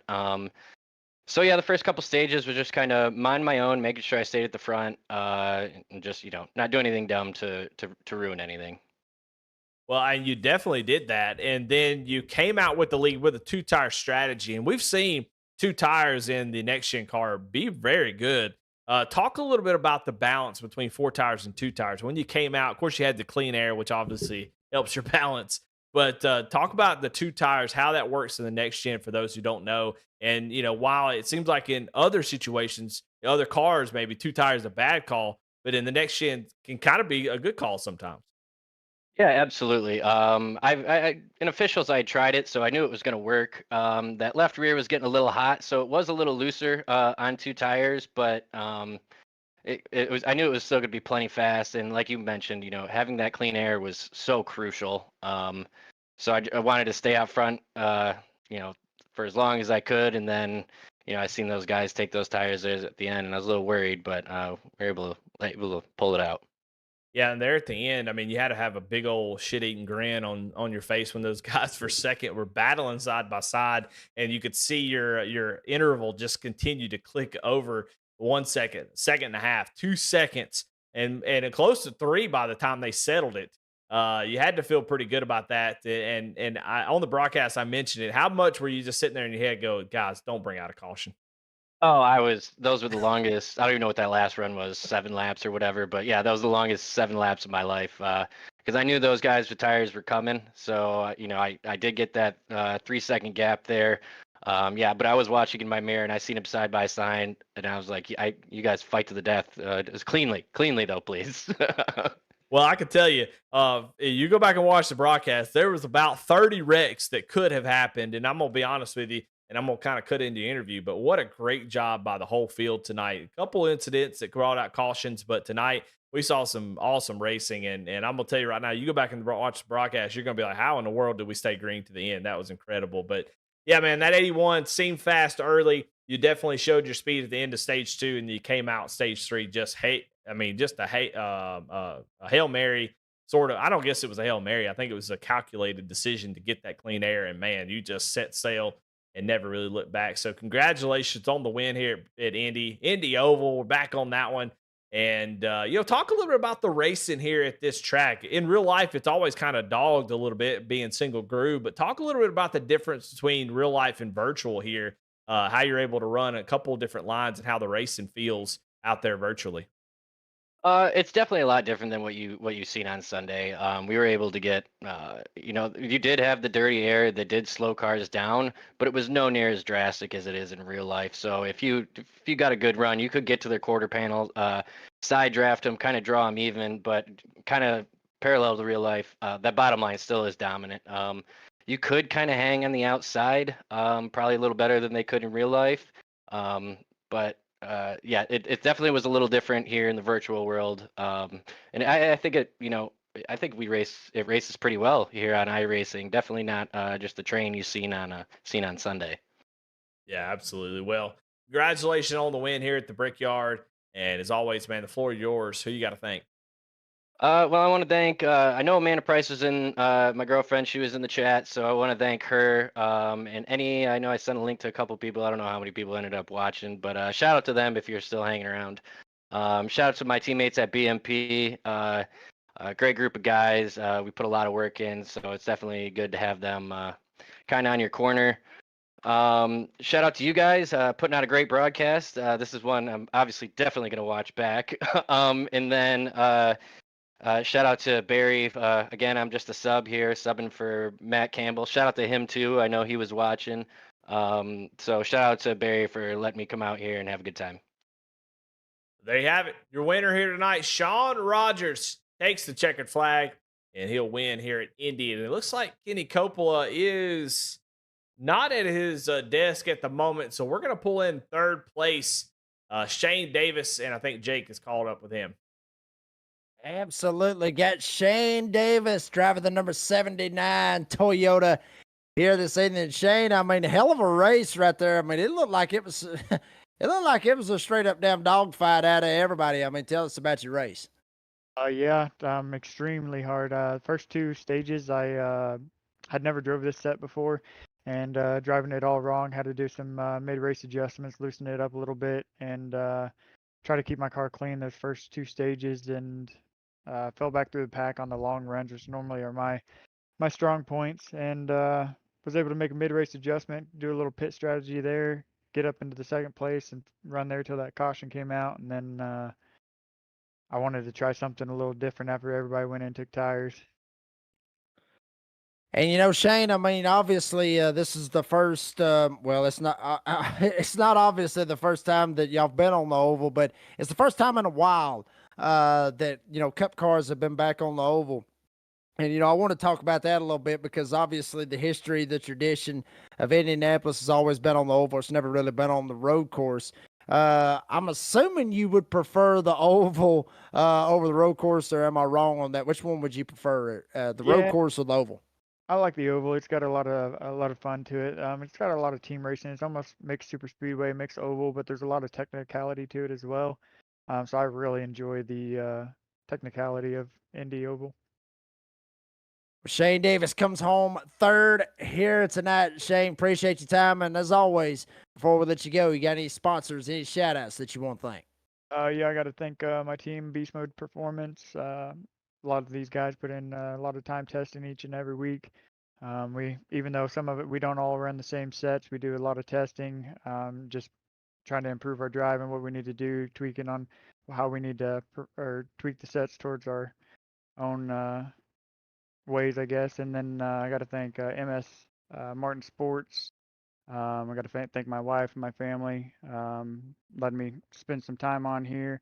I was running Ryko Performance setup tonight. Felt great in and out of traffic. That's pretty well it. Thank you guys for putting on a good show. Shane Davis gets third here tonight. Shane, appreciate your time. And now, Eddie, is Kenny Coppola back at his desk? He is back. We got him up into chat. Kenny Coppola with a second place finish, man. Congratulations, first off, on a great race, but a tough race. It was not easy. I don't think really anybody had an easy time unless you were the leader. And it seemed like back in traffic, it was a dogfight all the way. But man, start from the beginning. Talk to us about that race. What was that 77 struggling with as you started back in 15th, had to work your way up in the top 5? Yeah, we bombed qualifying, hit the wall coming into our hot lap, and knew we were probably going to start middle of the packish, and just set my sights on keeping the car in one piece. I knew we had a really good car tonight, and I knew I could eventually get to the front. Just had to take your time. Tires really start to matter, and then handling becomes an issue. And I fought a little bit of tightness through 1 and 2, and I was really good in 3 and 4. Tried making some adjustments during the pit stops, and the car swung completely tight. So just had to back the corners up and really just try to maintain track position. I think we drove up to 7th in the first stage, picked up 9 spots or so, and that was really good. Give us some track position, start up front, and just never could get that breakthrough out in the lead and get that clean air. A lot of really strong cars here tonight. Yeah, I mean, you got to stop giving everybody the setups. I mean, the whole top 10 was probably driving your stuff, and it makes it hard when you're out there trying to race against your own stuff. But now, there at the end, you made the decision with about 15 to go, I think, or maybe even less, to come down and take 4 tires. Talk to us about that decision to come down to do that. Well, I got really tied up behind Rogers one of the runs, and I got into the wall, took some right front wheel damage, and I was kind of just stuck there in 3rd place. So when we got that final caution, I just pulled a book out of Shane Davis's playbook and went with a crazy strategy, try to come in, fix a little bit of the damage, get a new set of tires, loosen the car way up because I knew I was going to run hard for about 13 laps, and it almost paid off. 5 more laps, I had the pace. I would have been right on Sean's door, but just couldn't get through traffic quick enough there at the end. Yeah, I mean, a Kyle Larson type drive from 20th or so up to 2nd. You had that caution, I think you would have had a great shot there. But man, 2nd place still pretty good. That was a fun race. I mean, gosh, y'all have to be exhausted after that, just battling constantly. Just didn't seem like the way the stages were. It didn't seem like you had a whole lot of time to breathe and take it easy. So just incredible race. I mean, we've had. I mean, look, there's no. I'm not going to pull any punches here in the broadcast booth. There's been a couple out of the ones I've broadcast, been a couple stinkers, but for the most part, I mean, the racing is incredible, and what a way to show the talent of everybody here tonight is how awesome the racing was here at the big track. Do you feel like the decision to go to the big track was the right one? You know, I'm a road course guy. I run All road right, that's course Kenny in Coppola. real We're gonna life. get him out of here. He is no. Go ahead, son. But you know, I really love Indy. It's one of those super speedways, but it's super technical out there. I mean, if you miss the bottom or overdrive corner, you're losing 2-3 tenths a lap. So you're aiming for about a 1 inch mark every corner here to have top performance, top speed. And it really, really brings the driver out of the guys. And this is how this league could run week in and week out. This car is so hard to pass, and I get why guys are overdriving and pushing really hard on restarts because you really have to make up any ground. I mean, the long runs come some tracks, the tires don't really matter much. But like you said, you try to go to the inside on someone here, the guy can just rip that second groove and you can't pass them. So it's awesome. Everybody tonight did such a great job. We raced hard. It was clean. You had a couple cautions. That's just racing. But congrats to everybody that came out tonight. That was a heck of a race, heck of a show for the fans. Congrats to Sean on his win and another beast mode performance 1, 2, 3. Well, man, congratulations again. Great run. Who you got to thank here tonight? Well, I thank my wife first and foremost. She lets me spend all kind of time out here with the guys testing and working, making tweaks on the setup, and then all the guys at Beast Mode Performance, Shane, Brandon, Chris, Sean, Paul, Jeff, just Cox, all those guys are awesome. If we didn't have each other to push each other to be better, we probably wouldn't constantly be getting better. And then my sponsors, Martin Sports, Boomer Button Box, RS Button Box, Kistler Rods, Team Watson Racing, and I want to thank you guys for putting on these broadcasts. They're awesome to go back and be able to watch these. You guys do an amazing job. Well, we appreciate the kind words from everybody, but thank you as well. Congratulations. Second place, Kenny Coppola. Well, my goodness, Jake. I don't know. In my book, that delivered. I don't know. Do you think that was a pretty good race? Well, I mean, I'll say this. I mean, and I'm probably going to get a lot of hate from the NASCAR fans out there, but I mean, I thought it was a hell of a lot better than the Sunday race, to be honest with you. But I mean, you know, shout out to Sean Rogers, you know, for getting the win, pulling the strategy, all that good stuff, and Kenny Coppola literally trying to go Kyle Larson really on the field and try to literally drive through the field and try to get up there and get a hold of Rogers. And it's like he said, I mean, I said it on the broadcast as well. If he'd have had about maybe 3, maybe 4, maybe even 5 more laps, there'd been no contest. I mean, he would have been able to get around Rogers. May have tried to pull some aero blocking or whatever you want to call it, but I mean, still hell of a race, obviously, for Indianapolis. I mean, love this place, love the history that this track always produces. And Eddie, 2 weeks off, baby. It's gonna be a lot of beer time over these next 2 weeks. Yes, sir. Well, I'm gonna tell you, man, incredible racing, incredible job by everybody. I'm ready for the break, but I mean, what a way to send us off into break than to have a race like that. And man, just an incredible job by everybody in the field tonight. Yeah, there were some issues, but man, y'all made it look awesome. So definitely want to thank y'all.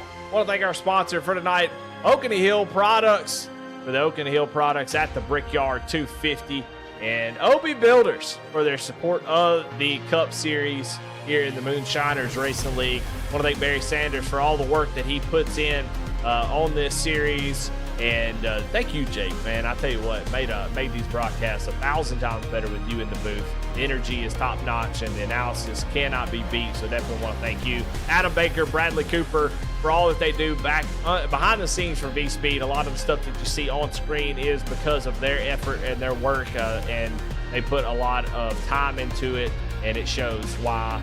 And we owe a lot to them. So thank everybody for watching, the viewers out there. I mean, we're just playing a video off into the void if you're not watching, so definitely want to thank y'all.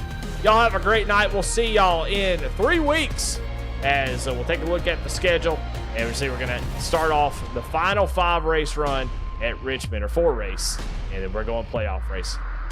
All right, guys, y'all have a good night. We'll see y'all in 3 weeks.